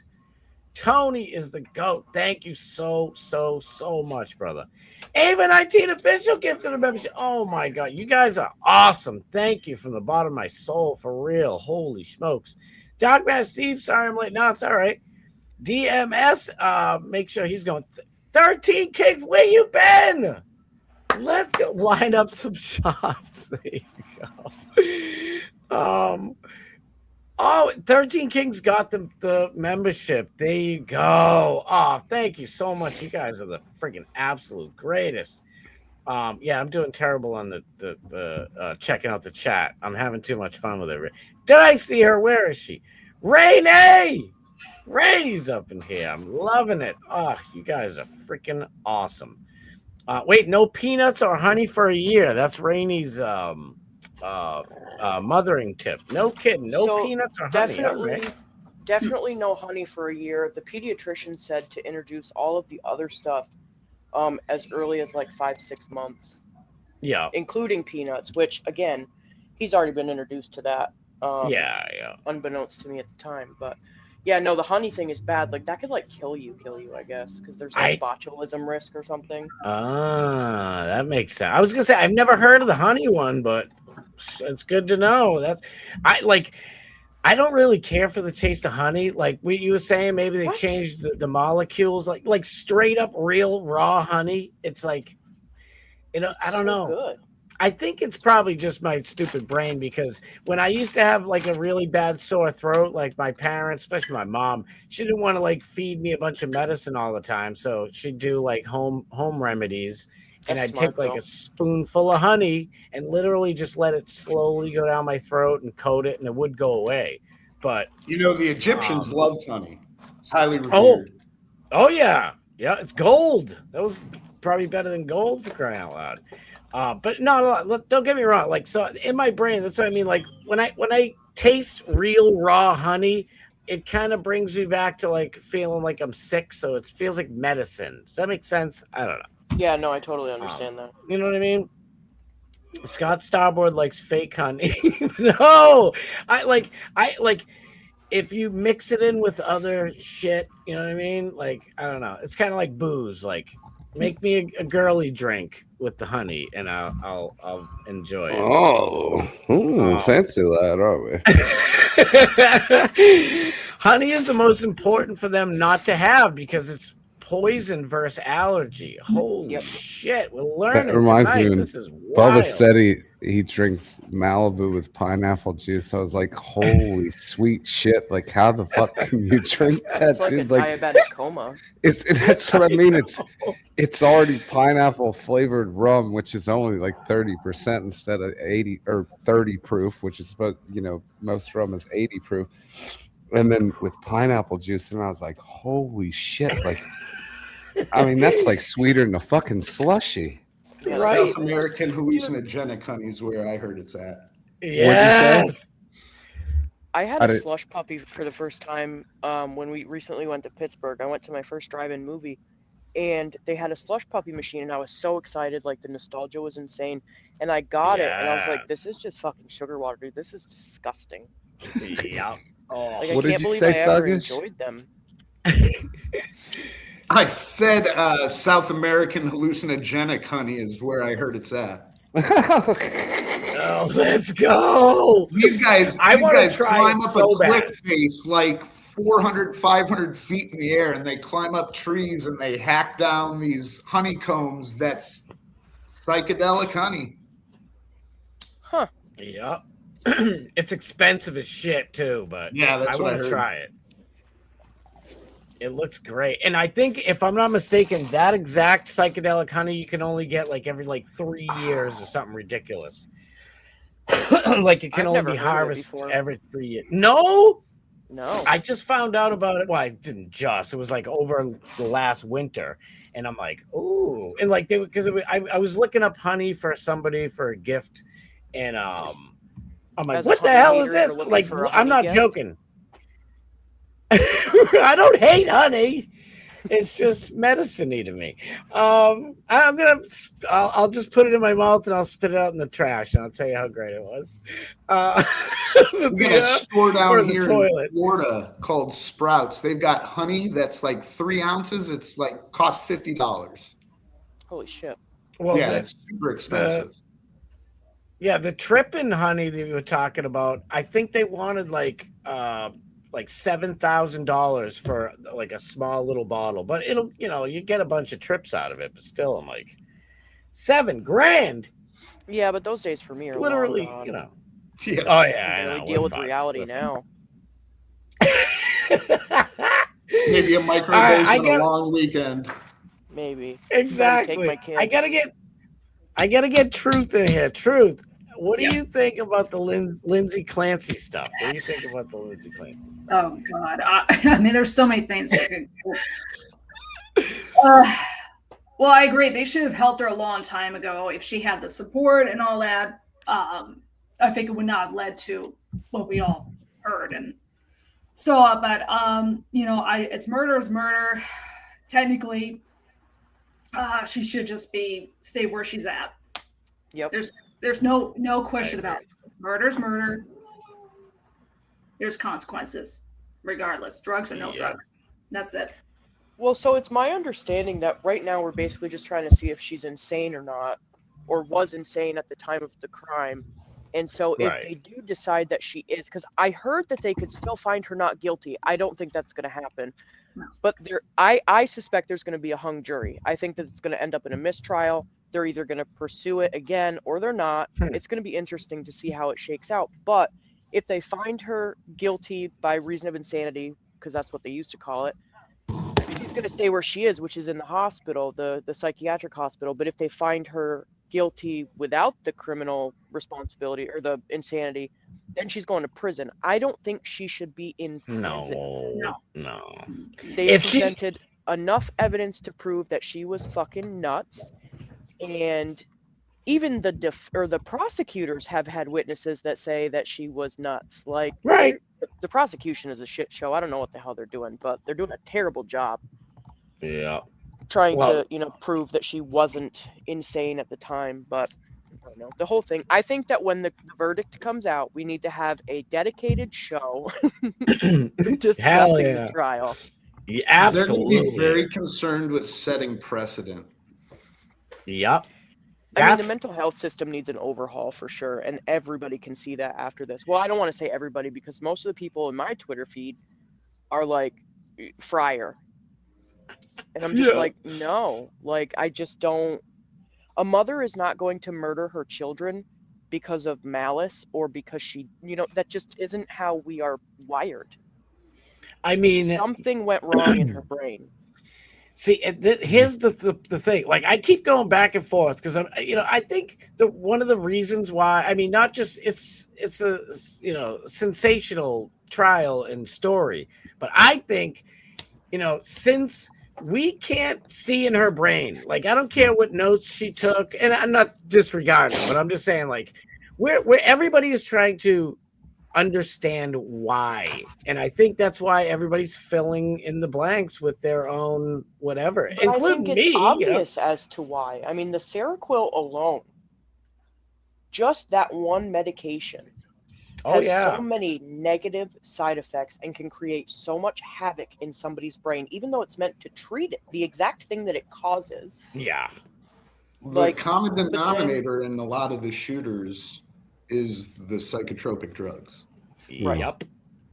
SSRIs. I mean, it's disgusting. But even it really still, is. Call me old-fashioned, but even if you take some psychotropic drugs, and she is fucking insane, when you do something like that, I don't care if you're whacked out on dope or psychotropics or anything, and you got played by the system. My policy with some egregious act like that is fry them. And I can understand that sentiment too, but I have a different perspective on it only because of my own experiences. Right. Obviously, I did not kill myself. She's already paralyzed anyway. I mean, was she going to spend her life in prison, like being taken care of in a prison hospital or a psych ward? And she's paralyzed. It's like put her out of her fucking misery. No shit. Yeah, I guess you're right, and she is apparently still suicidal. So.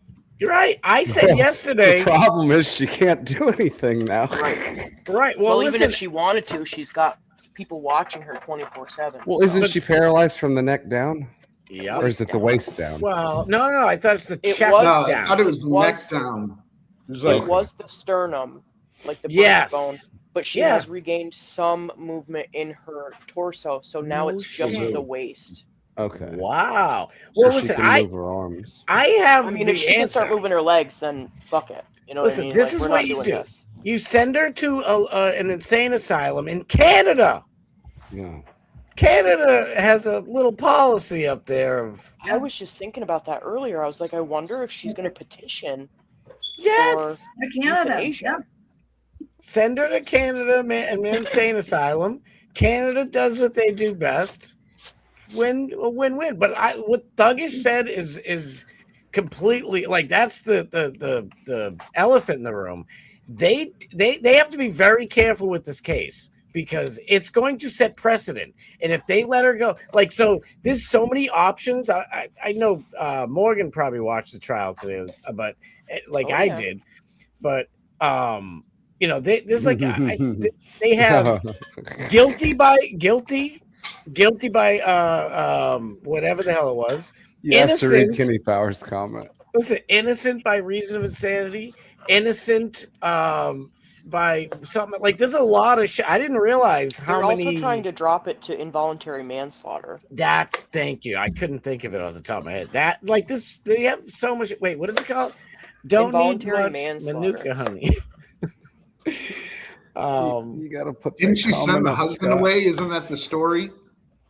Yeah, but he was gone for days on end. If she was going to maliciously kill her children, why not do it while he was gone for 2 days? Why do it while he was gone for less than an hour? Because I don't know. That's a good question. But if she was crazy and had that on the spur of the moment thought, she just puts it into action. That's still premeditated, right? Like she's like, crazy. Okay, I'm going to send them off and I'm going to kill the kids because I can't take it anymore. I don't know. The whole thing is fucked up, though. It really is. Well, and the whole thing here's my problem with it, is how she jumped out the window to kill herself. Like, if you're suicidal, she tried 4 different ways. Right. So, like, why don't you just go and do that? I don't encourage that. I don't condone it. But like, why do you got to take the kids out too? Like that shows me that there is still something upstairs in her mind. Well, because that's the reason why she did that was because she had the hallucination. That's the whole premise behind why the kids went too. Because in her mind, if her kids were left to survive without her, they would be in danger. which opens up a door to a bajillion other conspiracy theories, which I won't go into because I'll get crucified. But that was what was testified to today, was that she believed that if she did not take the kids with her, they would be in far greater danger remaining alive without them. But who knows how true that is? Maybe it's just her defense. Maybe she's full of shit, you know?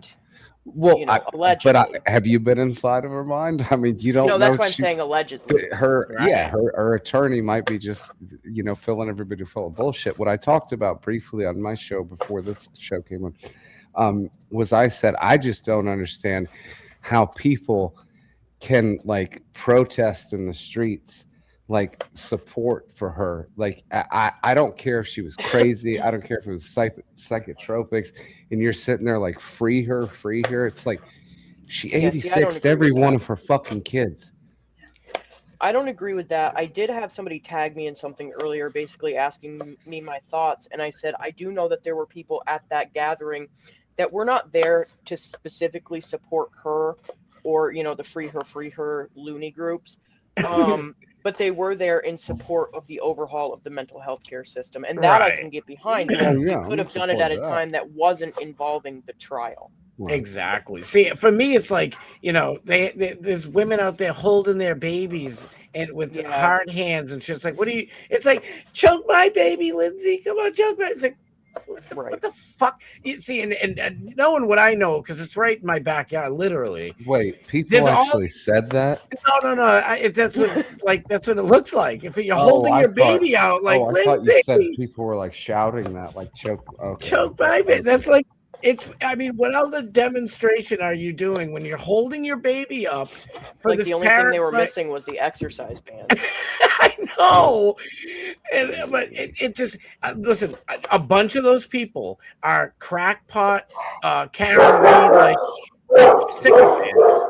Holy shit! No, a bunch of them are Karen Reed, lunatics. I supported Karen Reed; she was innocent. But I didn't idolize her and worship her. These fucking bitches, they get their pink shirts from Karen Reed and they couldn't wait to use them again. It's if anything, they should have, had a bunch of ladies out there and quietly holding candles at night and just praying for fucking peace and for the kids and shit like that. They're out there, sign my titties. What are you doing? Literally hunting down Kevin Reddington. Yeah, exactly. Who, by the way, is an insanely great lawyer. He is. He's fucking awesome. I told you, I partied at his house with him. It was his daughter's party and shit. And there was, 80, 100 people there. It was amazing. And he would tell the funniest fucking stories. You could not walk away. It's I gotta pee. I gotta hear the rest of the story. And you're holding your pee. You're holding your pee for 5 stories. It was unbelievable. And everybody knew him back in the day in Brockton for getting murderers off. If you had the $25,000, you weren't going to jail. That's. I think he upped it to 30 now, but he's doing her pro bono.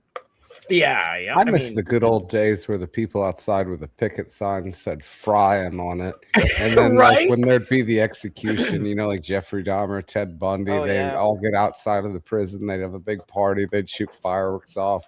They'd have tailgating for an execution. Oh yeah, it was great. Yeah, but a lot of it, there were victims' extended family members. So I know if somebody did that to somebody that I knew, like my cousin or somebody like that, and I'm not able to go and actually watch it, which I would, I'd be out there fucking grilling hot dogs.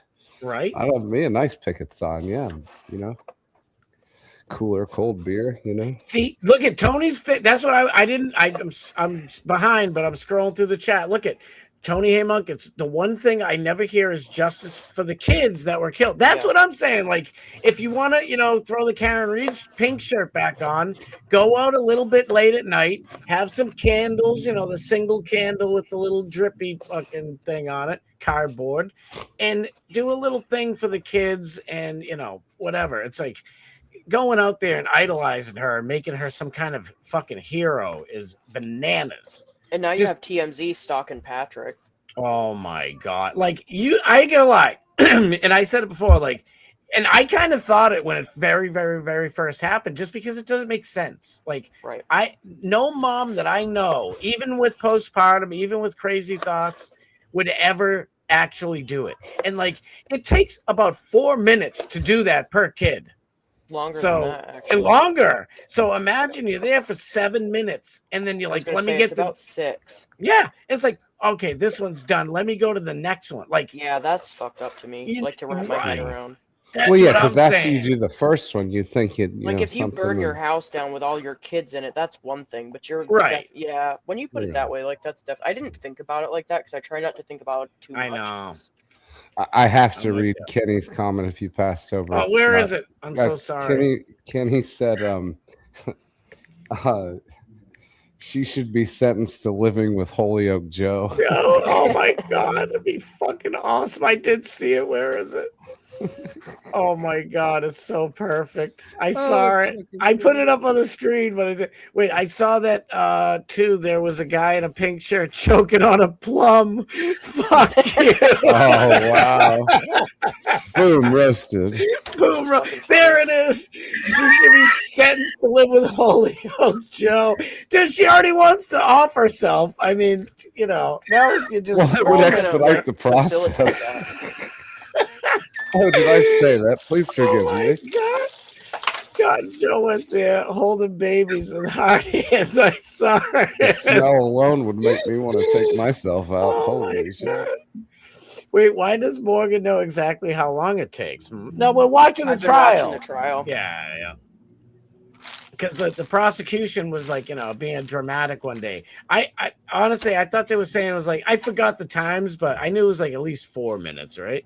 But it's like, oh, that whole thing, like for me, that's where it's like, because like I said it on this show, I don't know, fucking this week or last week or whatever. Like, I remember one time I got mad at my son and I like picked him up and put him like, picked him up real quick and put him down.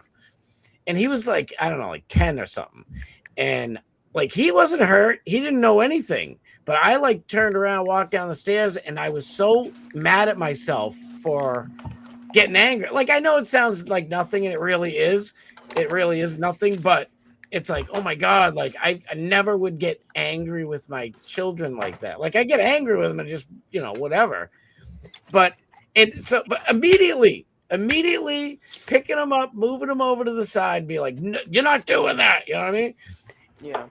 7 minutes with one of them. Like, you would think after that one, it's like, oh my God, what did I do? What did I do? You know what I mean? And it's like, you got 2 more to go. It's not like you threw him against the fucking wall, Scott. I mean, jeez, you picked him up. I don't know. It just felt. I knew it was like you just picked him up, like, and just moved him. I'm like, I picked him up. I'm like, you're not gonna go in there or something. I think he was like trying to go in the bathroom when his mom was in there or something. It wasn't even anything like bad, but it just I was mad at myself for like, because I tried. Did he ever do it again after that? No, but well, there you go. Well, then That's there you true. go. That's true. I just the way I do, like, sometimes we got to put our foot. A lot of times we've put our foot down, but like the way Mrs. Starboard and I do it is like we just explain logically to them. Like, they'll be like, why can't I put my hand? Like, they never did this, but for an example, why can't I put my hand on the hot stove? And so I'll explain it to them. I would be you like, know what I mean? Well, try it and see. Well, right? That's what I encourage. I remember when I was growing up, I was told, don't stick your finger in that open socket while I'm changing it. And don't, crawl up on the counter and do it. I'm going to go get a light bulb. And I know that I was being watched. And I came back in and I shocked the shit out of myself.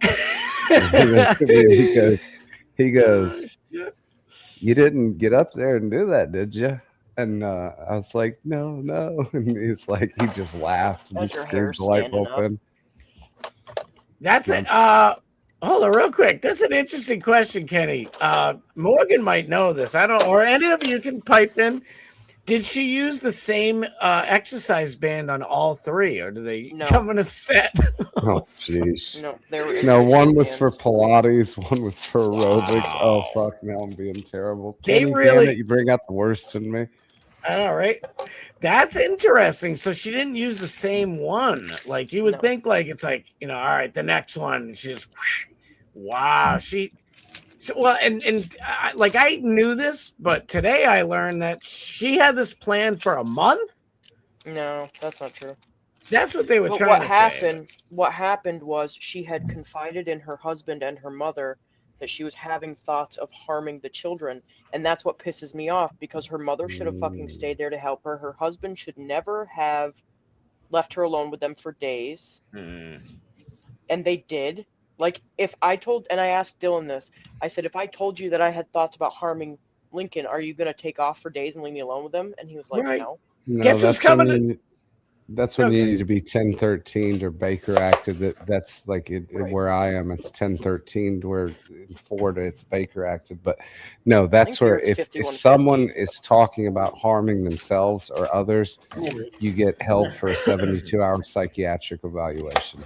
And she would have stayed there. If somebody brings that to anyone's knowledge, I mean, if anything, they should charge the people who knew that.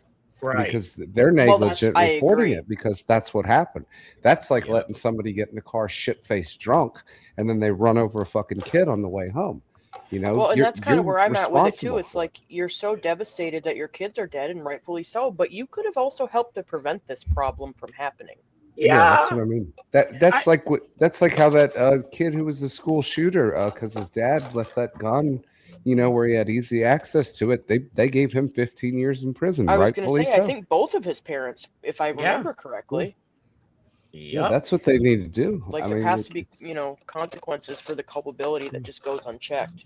Right. The thing that really set me over the top, I think it was yesterday morning, is I was watching somebody stream and they were showing TikToks of women going crazy and like fake crying and all this shit. And I'm sure you guys have seen most of it. And this one broad is like, we didn't stand behind Casey Anthony, but we still have time to stand behind Lindsay. I'm like, Casey Anthony? First of all, anybody that stands behind Casey Anthony can go die in a fire. Sorry. I know, right? I'm like wait, whoa. Yeah, you're comparing this to some broad who was just trying to fucking party on the weekends. You have your dead kid in the trunk for a month while you're going out drinking. It's completely different. Yeah, you think? I'm like, what the fuck? I'm like, now I'm pissed.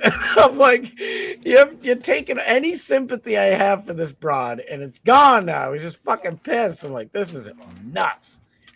Well, these people are fucking stupid. Oh, it's ridiculous. And like I said, you made so many compelling points about how if Patrick did it, like, you know, how it would make perfect sense. And then it still leaves a reasonable doubt. Absolutely. And then these idiots on TikTok go and make, you know, all your perfectly sane, logical, reasonable arguments, and they fucking taint them. It's like, what are you? And they're like, he didn't, you know, oh, I forget one of them. It was nuts. They're like, I forget how they said it, but it's just like, dude, like, you can actually make a case for, you know, him doing this. Like, but if that's just it. Like, I could sit there and make a video breaking down exactly why it makes sense that it's possible. Right. Okay. Not saying he 100% did it, but why it could or should have been looked at. Okay. But I'm also not going to sit there and do it with emotion. I'm going to go through step by step with logic, reason, and facts, not just shit I'm pulling out of my asshole. Right. Exactly. I like for one, like, you know, if he is a super manipulator, because one thing I heard from somebody was like, I just watched a clip of his parents on the stand, and if you know, if he did it, they wouldn't be up there. It's like a manipulator a manipulator can manipulate their parents. They've probably been doing it their whole lives with their weird little sociopaths. That's probably where they learned it from. Yeah, they right. And I'm like, you're not making the case that you think you're making. You're making me think it's Patrick again. It's like, what the fuck? Like, I find it very strange that his new wife looks like his old wife. He clearly has a type. Yeah. He was see, what I think is that he was cheating on her. She knew it. 100%. I don't know if she knew. I think she found out eventually, but I don't think she knew for long. Well, right. She might have not known. You're right. She might have not known, but I think she had an inkling or something, because when I heard, I think it was yesterday in court, they said I think it was her lawyer or somebody. She was locked up in the mental institution after she did it. And she's like, I just want to talk to my husband. I want to talk to Patrick. He wouldn't take any calls from her or whatever. And then he finally took the call. And the first thing she said was, I love you so much. I love you more than anything in the world. Blah, blah, blah, blah, blah. And it's like, that sounds like, I don't know. I'm not fucking there. I'm just speculating. But it's like, that sounds like a woman who's like, if I can't have these kids, nobody will. I don't want to see you with some other woman taking care of my kids. So I'm going to end. Sounds like a trauma bond. That's completely right. That's what there's a lot of shit. And, unfortunately, like every fucking other thing, we'll never really know. But this shit is just so deep and weird. And it just, it's like the Charlie Kirk, Tyler Robinson thing, to be honest with you. Like, there are so many weird fucking loose ends and fucked up things in the Tyler Robinson thing that people are filling in the blanks. Like, you pave over the fucking crime scene. Yeah, and Candace isn't looking as crazy as she once did. Right. She's still I crazy. Don't like her at all. Me neither. I'm like, and people are like, oh, good. Oh, look at another candy cane or whatever the fuck they call me. I'm like, dude, I hate that bitch. I'm like, what are you talking about? Yeah, but if you listen to her, yeah, some of what she's saying does, or I won't say does, I'll say could make sense. Absolutely. I couldn't agree more. I mean, even with you have to look at these cases objectively, and most people aren't able to do that. They look at them with emotion, and I'm guilty of that myself, especially when it comes to this case as a mom. But I am able to remove the emotion from it, look at the evidence, listen to what is being said. It's still not adding up to me, but it's not over yet. Right. No, exactly. So we'll see what happens. Oh, we gotta go. I'm so late. I just saw the clock. I'm sure DMS is. No, he ended. What do you mean he ended? He started and I then he can't hear ended. him anymore. He was only on for 17 minutes. Oh shit! I hope it's not for me. Damn, I feel. I don't terrible. think so. He started off. I was listening to it. He said he felt like shit still. Oh, all right. I was surprised. Like he asked me earlier if I wanted to go on a show and debate with, like, it's me and him against somebody else about what, like, because we'd be like Candace beat Andrew Wilson and the other two were Andrew Wilson beat Candace. And I'm like, that sounds like fun. And I'm like thinking, are you up for this? Because like DMS is still, got a summer cold going on, and I know it sucks. So I'm like, yeah. I didn't know if he was going to go tonight. And I'm like looking while I'm here, and I don't see any thumbnail yet. There's nothing going on, so I'm like, fuck. I guess it's not going. All right, good. So we got a little time going on. Let me see if it's. Oh shit! To do since we can go off. What? Morgan lost audio. I know, dude. Sniz, I saw it. Nick Fuentes went off on Candace Owens for her take on the Clancy. And it's like. That's, if these people hate Candace so bad they want to get her, this is what you use, in my opinion. Because like Morgan just said, all Candace is doing is making very valid and, she's making valid points that you could pick it apart or you could say it's right. Like nothing in the Tyler Robinson thing that I've seen. Maybe there's a couple little pieces, but everything seems like it could be. Like Morgan said, it could be. It's not that, she knows for sure, but it could be. I don't know. That's the one that gives babies tiny heads there, Sniz. Sorry, I was jumping in the chat. By the way, yeah, Morgan had to go cook. Thank you, Morgan, for being here. We love you. I'm so glad you were here. I haven't seen you in so long. Wait, you got a cold too? Tony, hey, Monkeys, you got a summer cold? Dude, I can't stand it. It's like, because I don't know. I'm sure you guys down south absolutely are sleeping with air conditioners. I know we are. And it's like, I wake up with that shitty air conditioner, ears, eyes, nose, throat, and lungs butter going on. I can't stand it. So having that cold, that AC shit it makes it a zillion times worse, and and you need it because it's 1,000 degrees. So what the fuck are you gonna do? But Zika. Sorry, I stepped all over you, Scotty. That was my bad. No, it's not. What? No, that's perfectly good. Turn my 20 to 240 and cashed out. Wait. What did I miss here? Wait, maybe the husband is depressed because his wife killed. Oh my God, Kenny Pop. Come on, Kenny, get up here. Face reveal. I know that is good. 20 to 240. Shit, I'll take that all day long. All right, what else we got?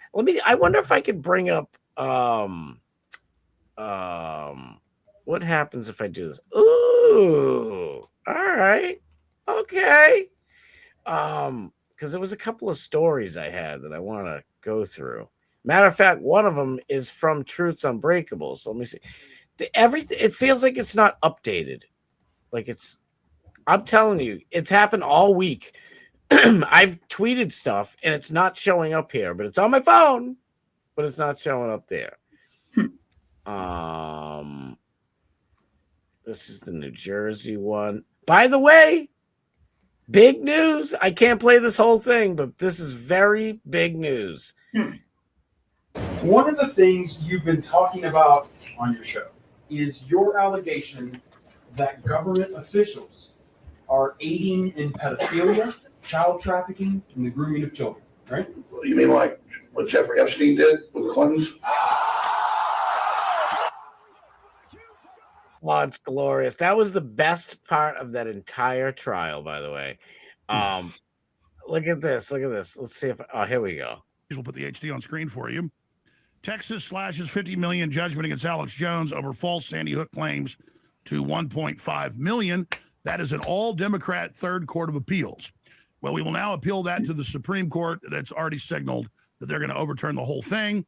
Then there's going to be major judicial investigations to the state judicial board, and I don't think you're going to have that judge on the bench anymore. Boom! Alex Jones's case. It's over. They overturned it. Well, I guess he still owes like $1.4 million for whatever, some other bullshit in the case. Same thing, but and like he said, now he gets to take it to the Supreme Court, and they're going to end it. What do you guys think, Dougish? What do you think? On what? I missed it. Scott, you might. I totally missed it. I was reading chat. That's all good. Alex Jones, yes, free Alex Jones. Alex Jones, so the case, against him. That at first it was how much was it? Truth or Fat? Do you remember? Like 50, 60 million. Oh yeah, it started out that way. Yeah. Yeah, I thought it was like $1 billion, right? At first, like $1 billion, and then it just came down, and then they're playing this, kangaroo, court thing going on. But I think civil, right? This is the point is they want to try to do the civil court because they're trying to shut him up, and so now they're going to use this. The president is like, okay, this is all free speech. Right. I mean, it is case for other cases, because see, they don't want us to question anything. Yep, I agree. Point. I couldn't agree more. But yeah, it was terrible. It was a terrible story. It had all kinds of holes in it. Also, another crime scene that they demolished and paved over within days. Literally, yep. It's unbelievable. The school already was due to close due to asbestos. Yep. So there's a lot of holes in this case, and from the photos taken with the kids, that was taken in the fall. So there's a lot of things that just smells, cover up, staged. Yep. And then gun control laws, and then all these homes bought at Christmas Day. Yep. Yeah. So, but the fact that people are questioning this whole thing, and when you look at Kyle Rittenhouse, he looks like one of the kids from Sandy Hook. Wow. He looks just like him. So there's this whole thing. And when you go to Rittenhouse in the courtroom, the judge is a 33 degree Freemason. The prosecutor and the mayor are they're brothers, something like that. Yeah. The judge is from Eagle River. 33rd degree Freemason. Oh the my attorneys God. for Rittenhouse are nearby me, so yeah, That's but right. point, there's a whole thing. Parts of the courtroom called Rittenhouse were kind of staged, like the foot was disappearing in the floor. There's a whole lot of things with that one. Wow. I think he's propped up. I think Kyle Rittenhouse is propped up. But don't get me wrong. What he did to save himself, taking out those two guys, that was justified. Third one. But the rest, you got to be careful. When they prop stuff up so much,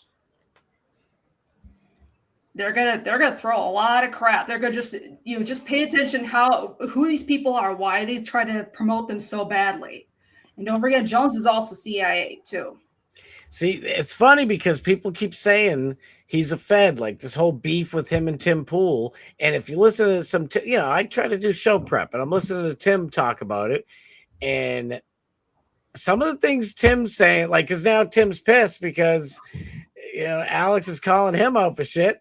So now Tim Pool's kind of like letting some cats out of the bag for him. And it's like, man, like, I don't know. Like, all I know is like, I'm, not like besties, but I'm friends with Rex Jones. And, like, just the interactions that I've had with him, he doesn't seem like he's fake, but I don't know. What the fuck do I know? You know what I mean? I don't know how people act. And I don't think Rex at all has ever been trained by CIA or anything. He just seems like one of us.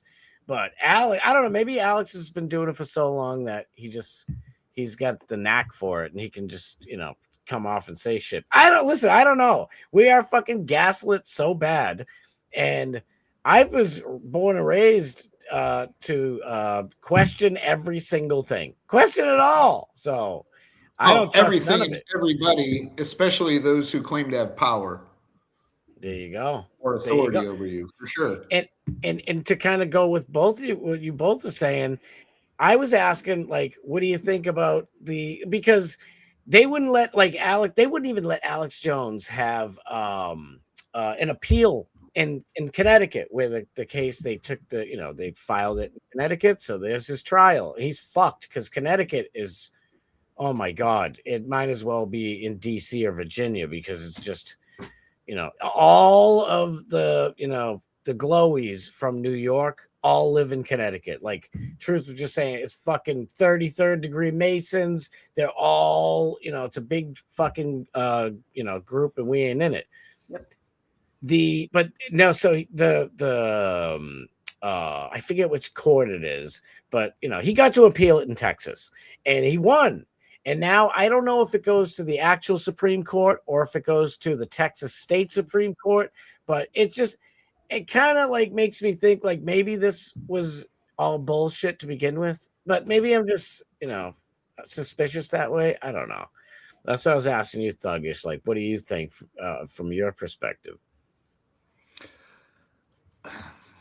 I don't know if Alex is a Fed or not. I know for a long time he's been pulling back the curtain. So that's I'd have to see some dots connected for that to make sense for me. But I maybe after Bohemian Grove, maybe somewhere along the line they got to him. Maybe after his little civil conviction. Who knows? I mean, I don't know the structure of his business either. So he could have that money hidden in LLCs and trusts, and nobody's ever going to get any of it anyways. Right. Exactly. And I mean, he's never had $1 billion, and I'm not knocking him. I ain't had no $1 million. So I get it. But, for them to have $1 billion, it just felt like if we throw a big number out there, everybody in the country will get it to shut the hell up. That's what it felt like to me. And that didn't work. So now they're just unaliving people and having accidents and. Yep. And to be honest, I kind of feel like I don't think, the Lindsay Clancy thing was initially intended as a psyop. I don't think anybody could ever even sway me in that opinion. But I feel like they're using it as a psyop now because you want to see why I say that. Let me add this back up here. Watch this shit. This is fucking crazy. So I showed yesterday at the end of the show. I don't know if you guys saw it. I think it's either in Arizona, somewhere in the south west. A guy named Patrick killed his wife, pretended like she had postpartum and she was depressed and all that fun stuff. And her name was Lindsay, and it's like very reminiscent. And then look at this. Former University of Kentucky cheerleader Laken Snelling has pleaded guilty to killing her newborn son by depriving him of oxygen before placing his body in a trash bag inside of her closet. She don't look like that no more. Maybe she does, but I don't know. She said, I was under a lot of, she's from Kentucky, right? I can't do Kentucky that good, but you tell me. This shit happens more than we're told. Yeah, it does. But if, like I'm saying, if it is a psyop, because I mean, you go on TikTok and TikTok promotes certain things. Like if I go and make it. What's the point of the psyop? What is to be accomplished? I mean, they are like, so look at the governor of Massachusetts. They just made it so you can kill, abort your baby all the way up literally until the day it's born. So now it's like women, it's okay to have those postpartum thoughts about killing your kids. Just do it. You know what I mean? You'll get away stop with at birth. Just keep going. They're under 6. Kill them. Now, I'm not saying that is the case. I think the Talmud says if you're under 3, it's okay, and you're a goy. There you go. And this is what I'm saying. Like, I don't know. I'm just completely speculating because I mean, none of us really are gonna freaking know. Look at this. I mean, this is not the same sort of thing, but look at this. Kentucky doctor leaves another Kentucky case. Jeez, I didn't realize that. Kentucky doctor leaves granddaughter in hot car for 8 hours, and the baby dies. Shocker. This is her right here. Look at this. Oh, thank you for coming in, Lindsay. Do you want some more Zoloft and prednisone and fucking whatever, Seroquel? It's like, this lady doesn't know you're not supposed to leave a baby in a car at all. Did she adopt? No. Well, this is her. It's her granddaughter. Yeah. Okay, that makes sense. Yeah. There's other people have other pictures of her daughter with the baby, and it's like, dude, what is wrong with you? Why do I keep seeing B. Arthur from Golden Girls? Yeah, I know. What the hell was that? Let's see. Look at, she's like Shady Pines, ma. Yeah, listen. I love Golden Girls. What do you got on your feed? I love. Well, this is these are the comments. I do too, Scott. It's just fabulous. Listen, if you don't like the Golden Girls, I don't know if you got a pulse. Like, come on. Yeah, if you don't like them, maybe we'll just have to take a walk down the road and back again. I know, dude. They were awesome. Especially the old bag, like the oldest lady. She was my favorite of all. She comes in like, what do you want from me? I'm an old Jew bag. I'm adorable. She was my favorite. So I guess that old lady was married to I just lost his name. But apparently the marriage only lasted like 3 months, and she was just hell on wheels and impossible to live with. Ernest Borgnine. No way. What? I think I just saw that in the last couple days that she was married to Ernest Borgnine. It was a super short wedding. And yeah. What the fuck? That is crazy. Estelle Getty or B. Arthur? Estelle Getty. Yeah, B. Arthur would have probably been like, 15 at the time, which, they'd still marry back then, but you know what I mean? You know what's fucking crazy about that show, though? When you go back and you look at it, they're supposed to be like elderly women in retirement. All of their actual ages, they were like in their 50s. Estelle Getty was the oldest, and she was like, under 70. It's so weird. Like, quality of life just keeps getting better and better.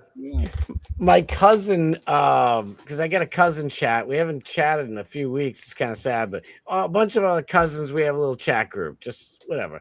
And they said, this was a couple of years ago.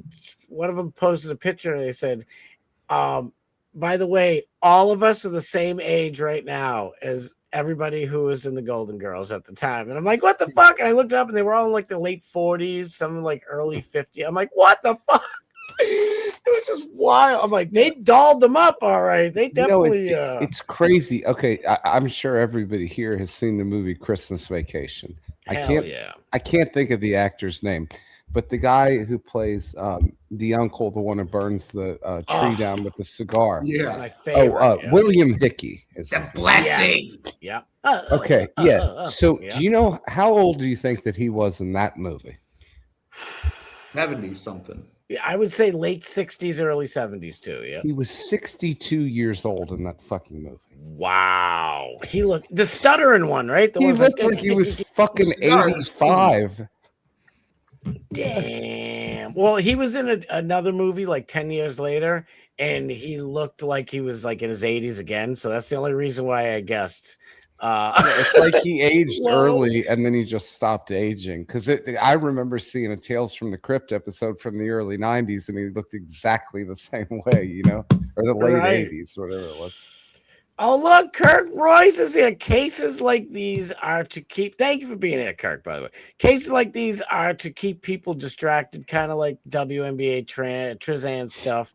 So much other important stuff going on. I agree, but at the same time, it's like I totally agree, to be honest with you. But you know, I think I tried it on this show anyway. I try to like keep the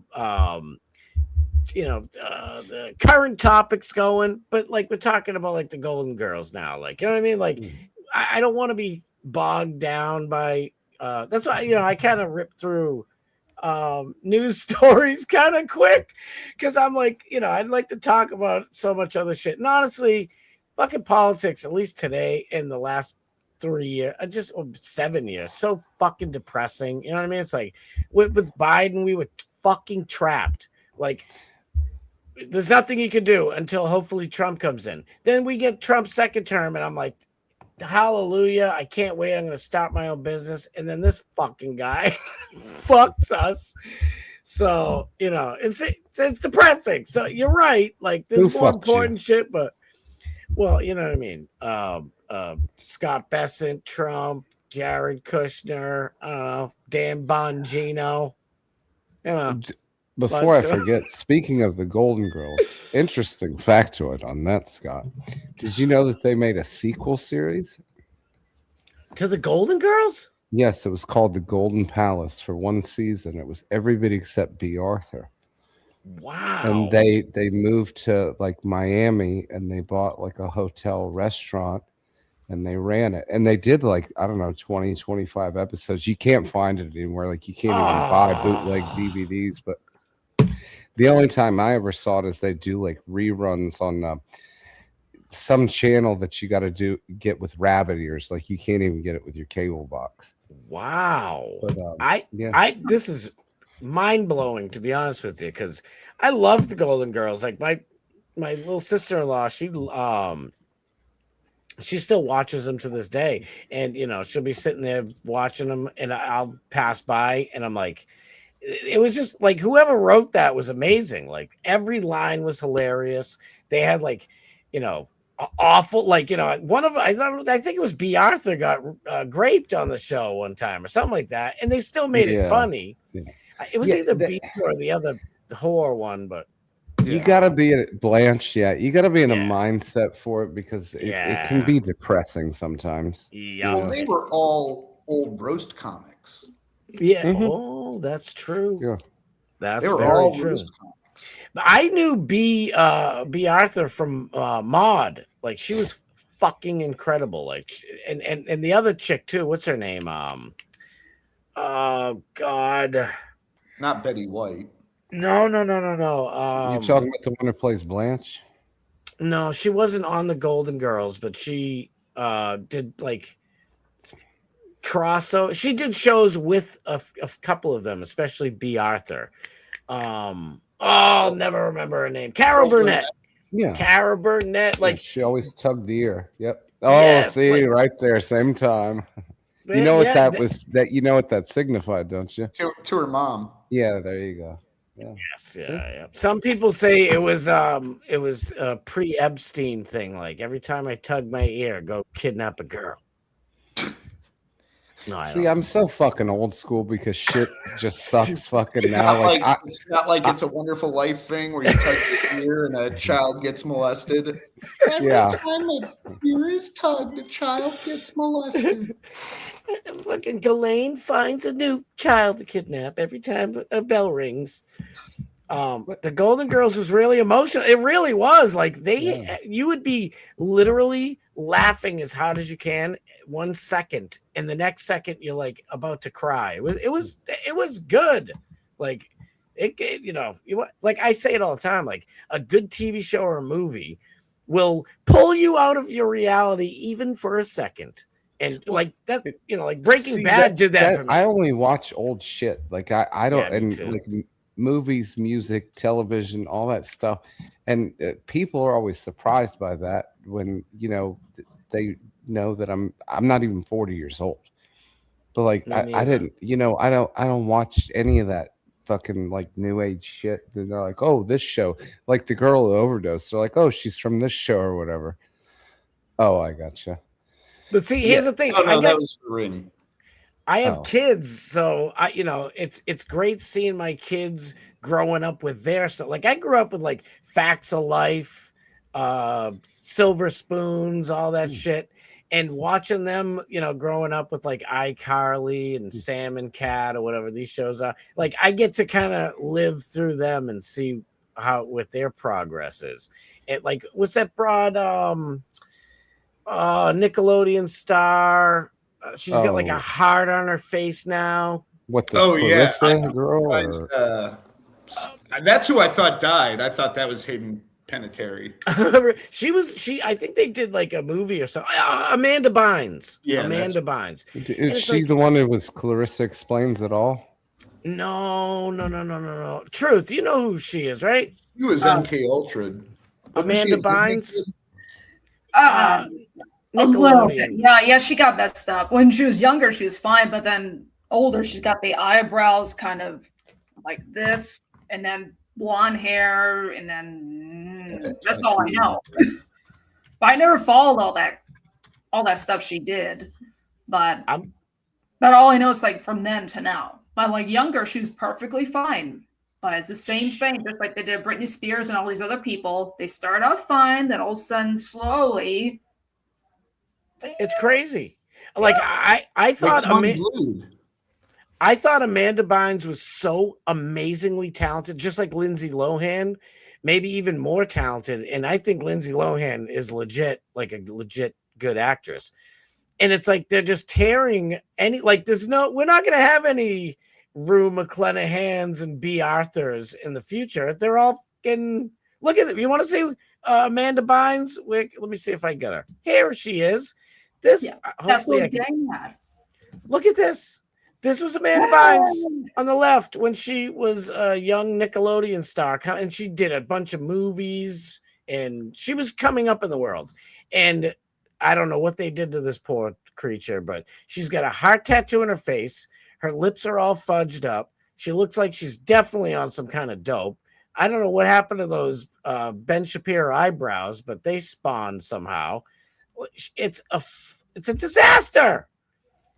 You guys know who she is now, right? But you notice her eye colors are different too. It's the after looks like it's brown, but before it was like blue. So I don't think that's wow. Oh my god! I like the eye color because that doesn't change. Is that? Yeah, she has green eyes.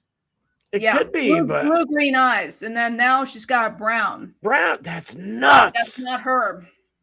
And her nose. And her nose isn't as wide. Like when you get older, you have a wide, like what do they call it? Roman nose like that. Right. It tends to just keep going, like because our noses keep freaking growing as we get older, unfortunately. Right. She's got some weird shit. Maybe it's not her. That's why I love that conspiracy. I hope you're right, because if she turned into this fucking creature, holy the crap. thing is, the eye color doesn't change, but the thing is, I wonder if she was replaced with somebody else, and then double. They exist, and all they do is put a mask on. I don't know how they do the voice thing, but sorry. It's okay. There's a big rabbit hole to go down that none of the Beatles were the actual Beatles. Oh yeah, there was a I wish I could remember his name. There was like an original Beatle, and he came out. Paul McCartney took over his spot.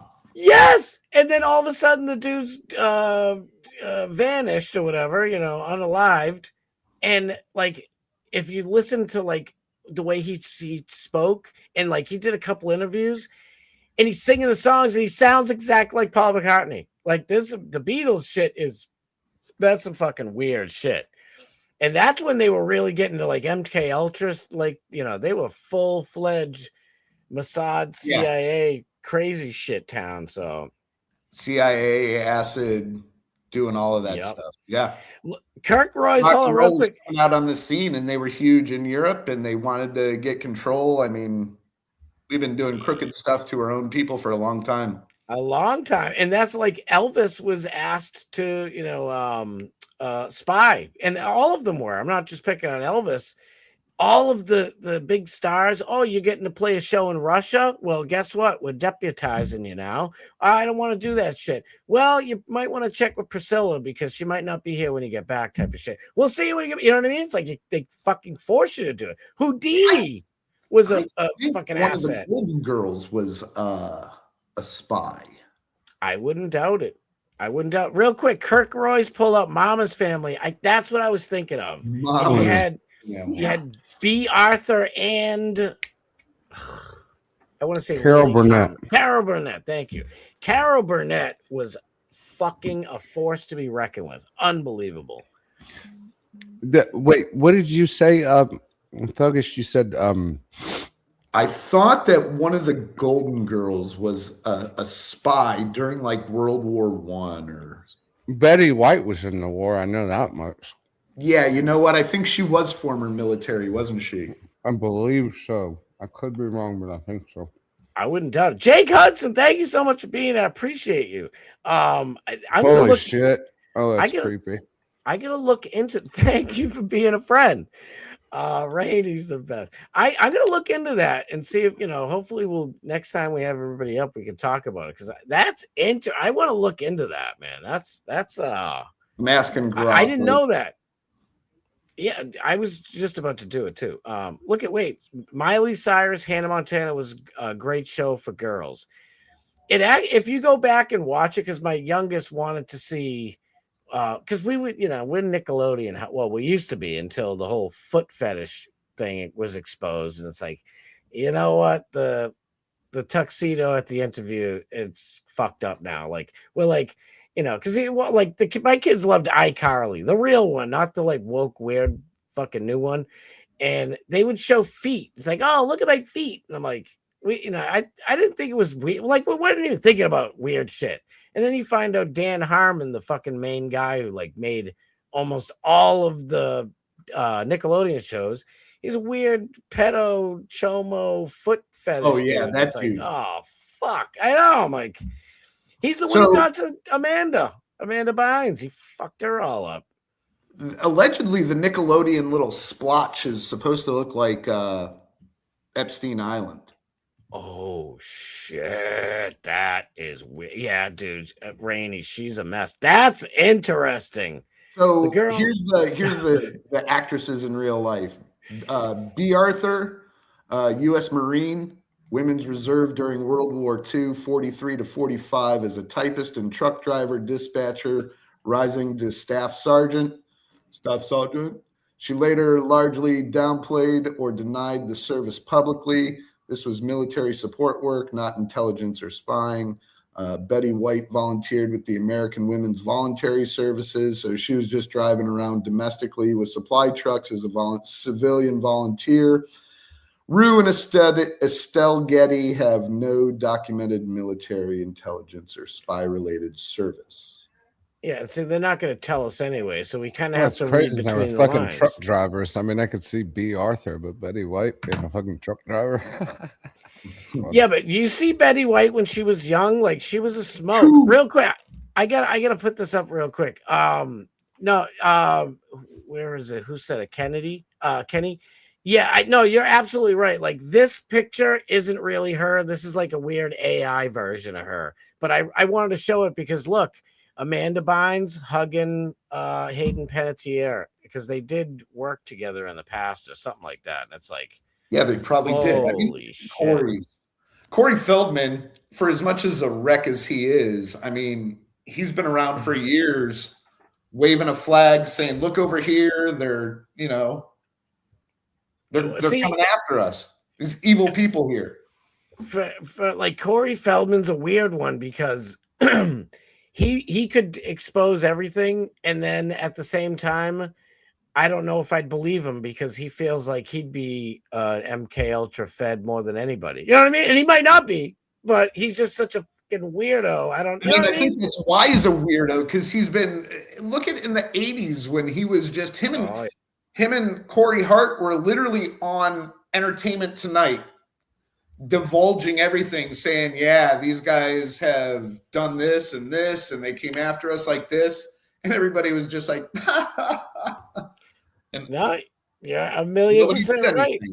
They were the shit. Like, I mean, I could name 1,000,000 movies, but License to Drive, like Corey Feldman was in it, but it was like Corey Haim's movie, and I'm like this dude's on top of the world. He had Heather Graham at her prime, jumping in a fucking Volkswagen Cabriolet convertible. It's actually a rabbit. I don't know. You can't get him like that. So whatever. But I'm like they just had the world by a string. That's what we thought. And then you find out, holy shit! Like when the cameras go off, they don't have this cool hot life going on. Like they're all fucked up. So you're not wrong. 80s was a disaster. Like Rainey said, colored contacts. For I'm gonna get the fake Amanda Bynes pick. Corey Haim in Lost Boys and Corey Feldman in Goonies. Yeah, no, I was talking about License to Drive with Corey Haim. Like oh, sorry, I got chat cancer. I'm reading chat. No, like that was like for me, like when like it's just like Corey Haim especially was like the big Hollywood superstar, or at least he was like the next upcoming. I mean, he had life, at the tip of his finger, but he really didn't. But it looked like it on camera, and it's the same thing with Iron Man. Robert Downey Jr. Robert Downey Jr. I mean, he looked like he was on top of the world. He was awesome in Back to School and a bunch of other movies. And come to find out, like, Back to School. Back to School, Weird Science. Oh, one of my Who was favorite he in movies. Back to School? He was Chaz. He was the buddy. Yeah. Oh yeah, I forgot. I was Rodney just thinking the main kid. Son's friend. Yes, Okay. there you go. Thank you. I always forget that. Yeah, because I just always remember Rodney Dangerfield and that annoying kid who's in that movie Christine. I can't stand that guy. I don't know what his name is. Oh, I know what you're talking about. He's Rodney Dangerfield's son in Back to School, and he's in the movie Christine. I don't know. He rubs me the wrong way. Can we go back to Clarissa Explains It All? Yeah. I'm so far behind the chat. Damn it. Wait, you have to admit, though, he's an awesome guitar player. Listen, you know what's fun? Like, you guys saw I thought they were going to do it again this summer. I was actually thinking of snatching Mrs. Starboard up and going to a concert. Limp Bizkit did like a losers concert tour, and they had Corey Haim with them, and I'm like, Corey Feldman with him. I'm like, this is gonna be great. Like, it's like I just want to see the spectacle that is Corey live. I don't know. It's interesting. Corey, yes, Lost Boys, fucking awesome. I must have watched that 1,000,000 times. Rather have my fucking eardrums clawed out by a fucking cat than listen to him live. Yeah, but see, I'm not going to, like, I don't know, even Limp Bizkit, like, everybody thought Limp Bizkit was the greatest fucking thing, since sliced bread. And then all of a sudden they became a laughing stock. Yeah. And now, yeah. And it's kind of the same thing with Smash Mouth. Like, everybody loved them. And then they became like a meme or something. And then I think the guy just passed away too. And then all of a sudden, like my 16-year-olds, like they listen to Smash Mouth and Limp Bizkit, not all the time, but and they like it, and it's just funny. It's like people are just so like Americans. We love to build people up, destroy them, and then bring their ashes back to life. It's fucking kind of cruel. It's Friday night and I'm feeling all right. You said, baby, wait, let me see. That's the wrong thing. Gotta have some fun. You know how Limp Bizkit, the band that set off Woodstock 99. Aren't they the one that caused the riot there? I think so. I believe so. Over water. I'm 99% sure. 99. I'm 90. I think you're right. I'm almost positive because I went to it a bunch of years. Like the Beastie Boys and Smashing Pumpkins did 94. I don't know. I'm pretty sure you're right. It's in 98 or 99. Wait. Suzanne Summers took a lick from something. What was it?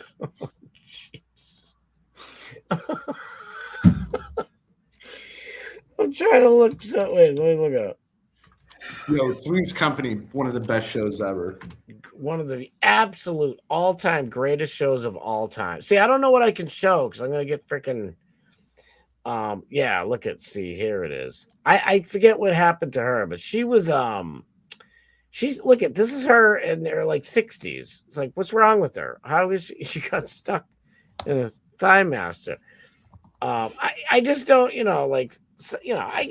some people, not everything's a conspiracy, but it is weird that she looked in perfect health at whatever the heck age she was. And John Ritter, fucking John Ritter, he was doing great. He looked good for his age. His son's still kicking, but it's a shame he's gone too. He was a genius. Yeah, him and Bernie Mac both in Bad Santa. Oh shit! Bernie. Wow. Those scenes with John Ritter and Bernie Mac in that movie when he's eating the orange, smoking a cigarette. Oh, in Bad Santa? Yeah. Yeah. He said, I want to FUC, or what did he say? Up your ass. Like John Ritter was so conservative. He goes, oh, so you want to fuck her up the ass, is what you're saying. And he's eating the orange. That was great. Shit. All right. I got a couple more stories. I better get going. Where do I go? You might want to message DMS. Yeah. I hope he comes on. Why is he? Yeah. Why? Well, no, I just caught the end of the show, and I think it might be because we stayed on too long, but I don't know. Fuck. Yeah. I didn't want to say it live, but I was going to say, maybe see if he wants to come up here,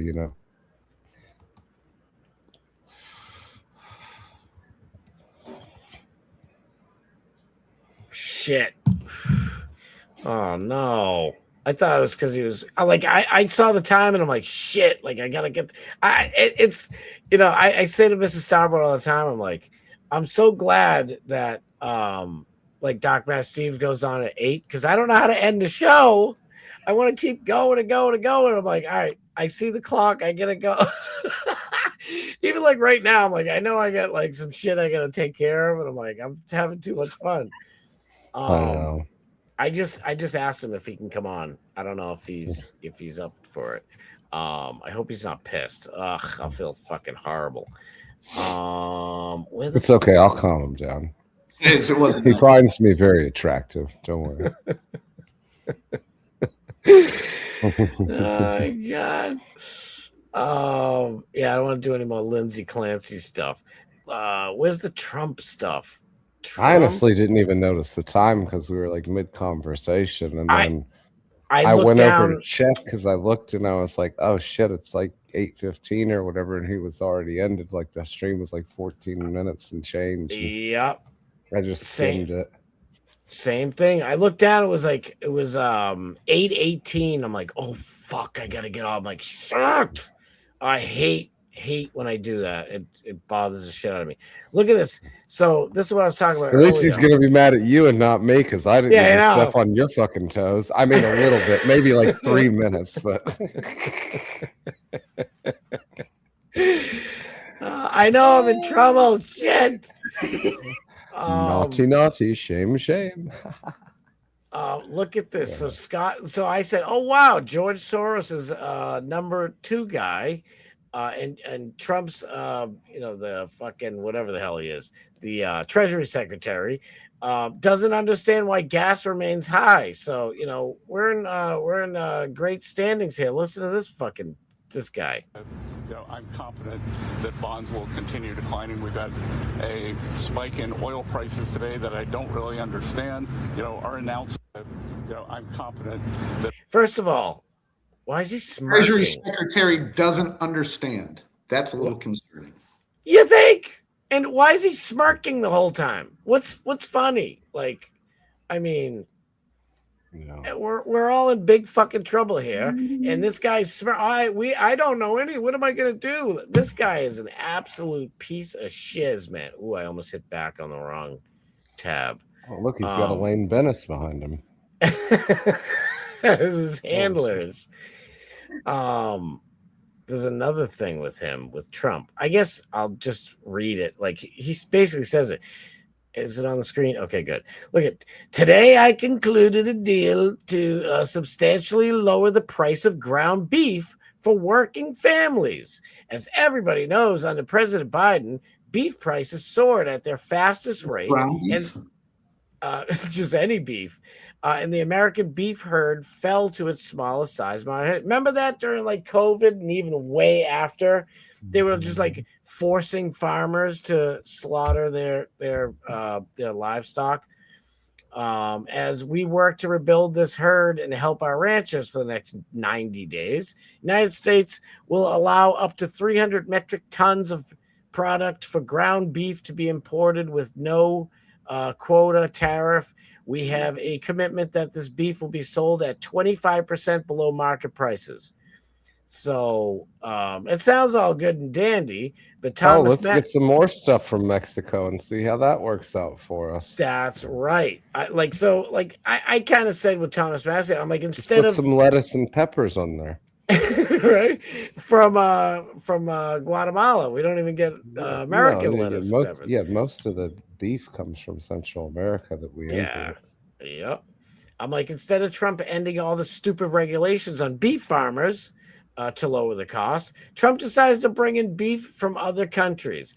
If we find out that Trump made a deal to line his own pockets, or Jared Kushner or any of these assholes with some fucking Mexican or whatever beef, I'm gonna lose my shit. And guess what? There's nothing I can do but lose my shit. But it's like, come on,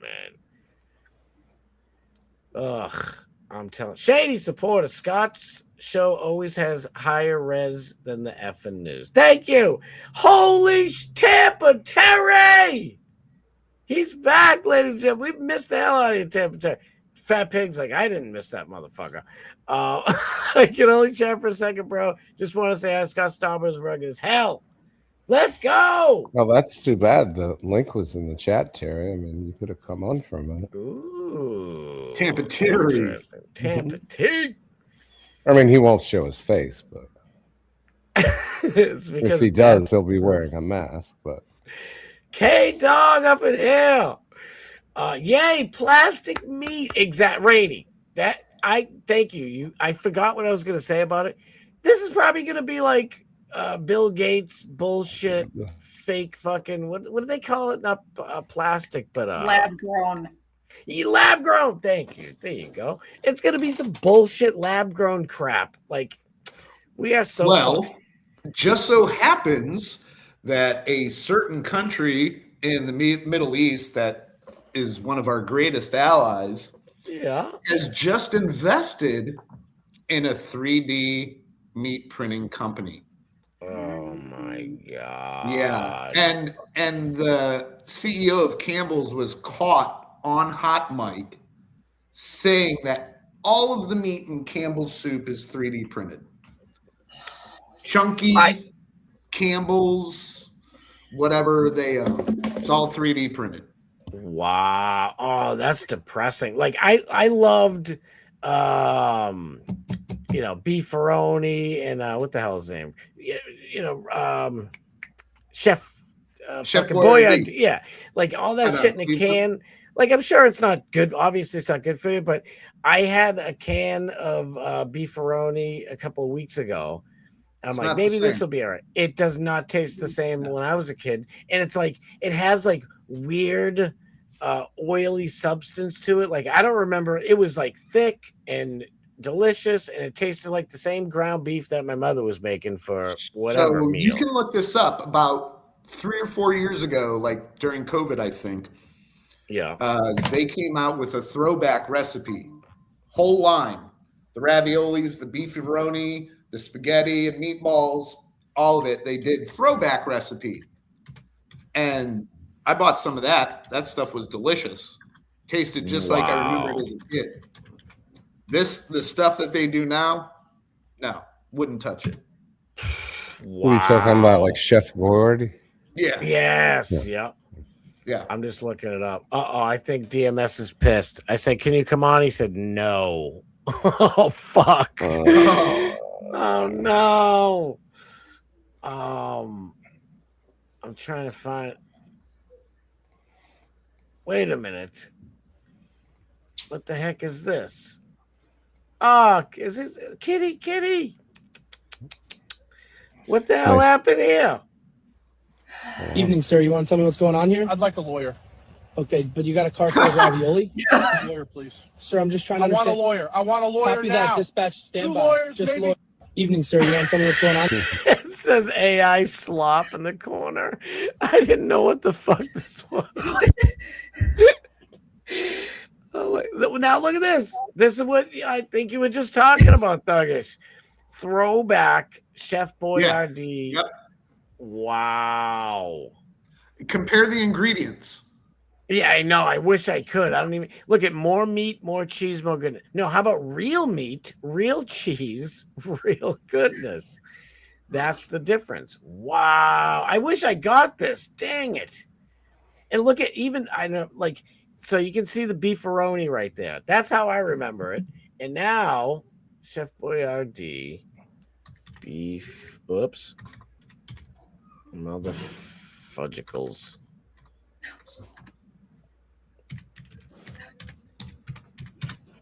I hope there's a thing.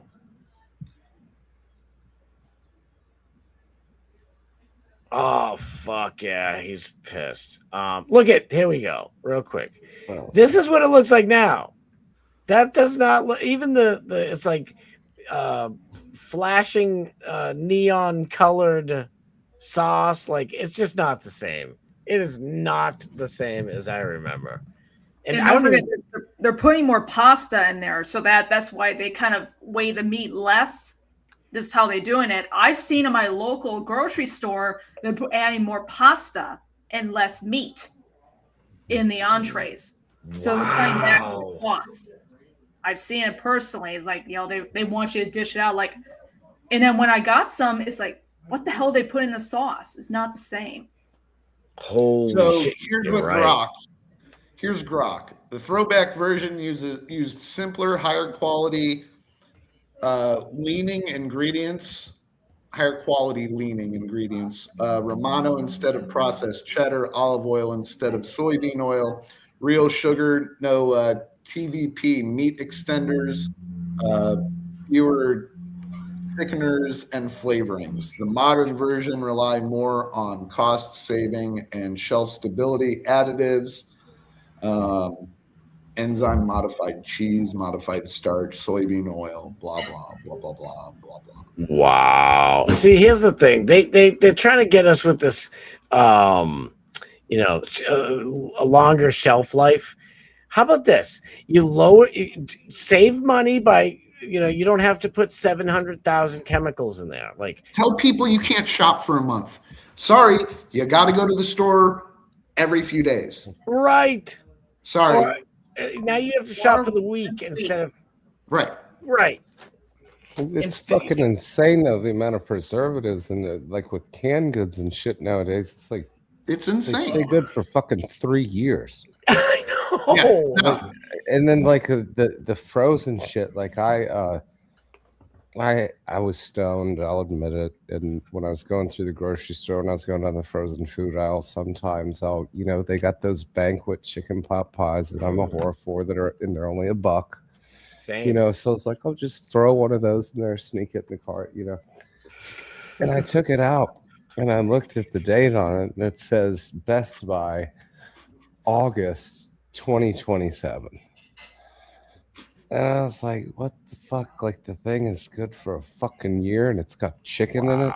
Yeah, exactly. And it didn't say used by, it said Best Buy. Best Buy. Yeah. Damn, that is foul. I like, to the best of my memory, I remember because my mom would get they didn't have Marie Callender back then, but whatever, Howard Johnson, I don't know, mac and cheese. And you had you were talking about that the other night. Oh, it's it was my favorite of all time. But you had a good I don't know, maybe month and a half. That's it. Yeah. And now you gotta eat your food.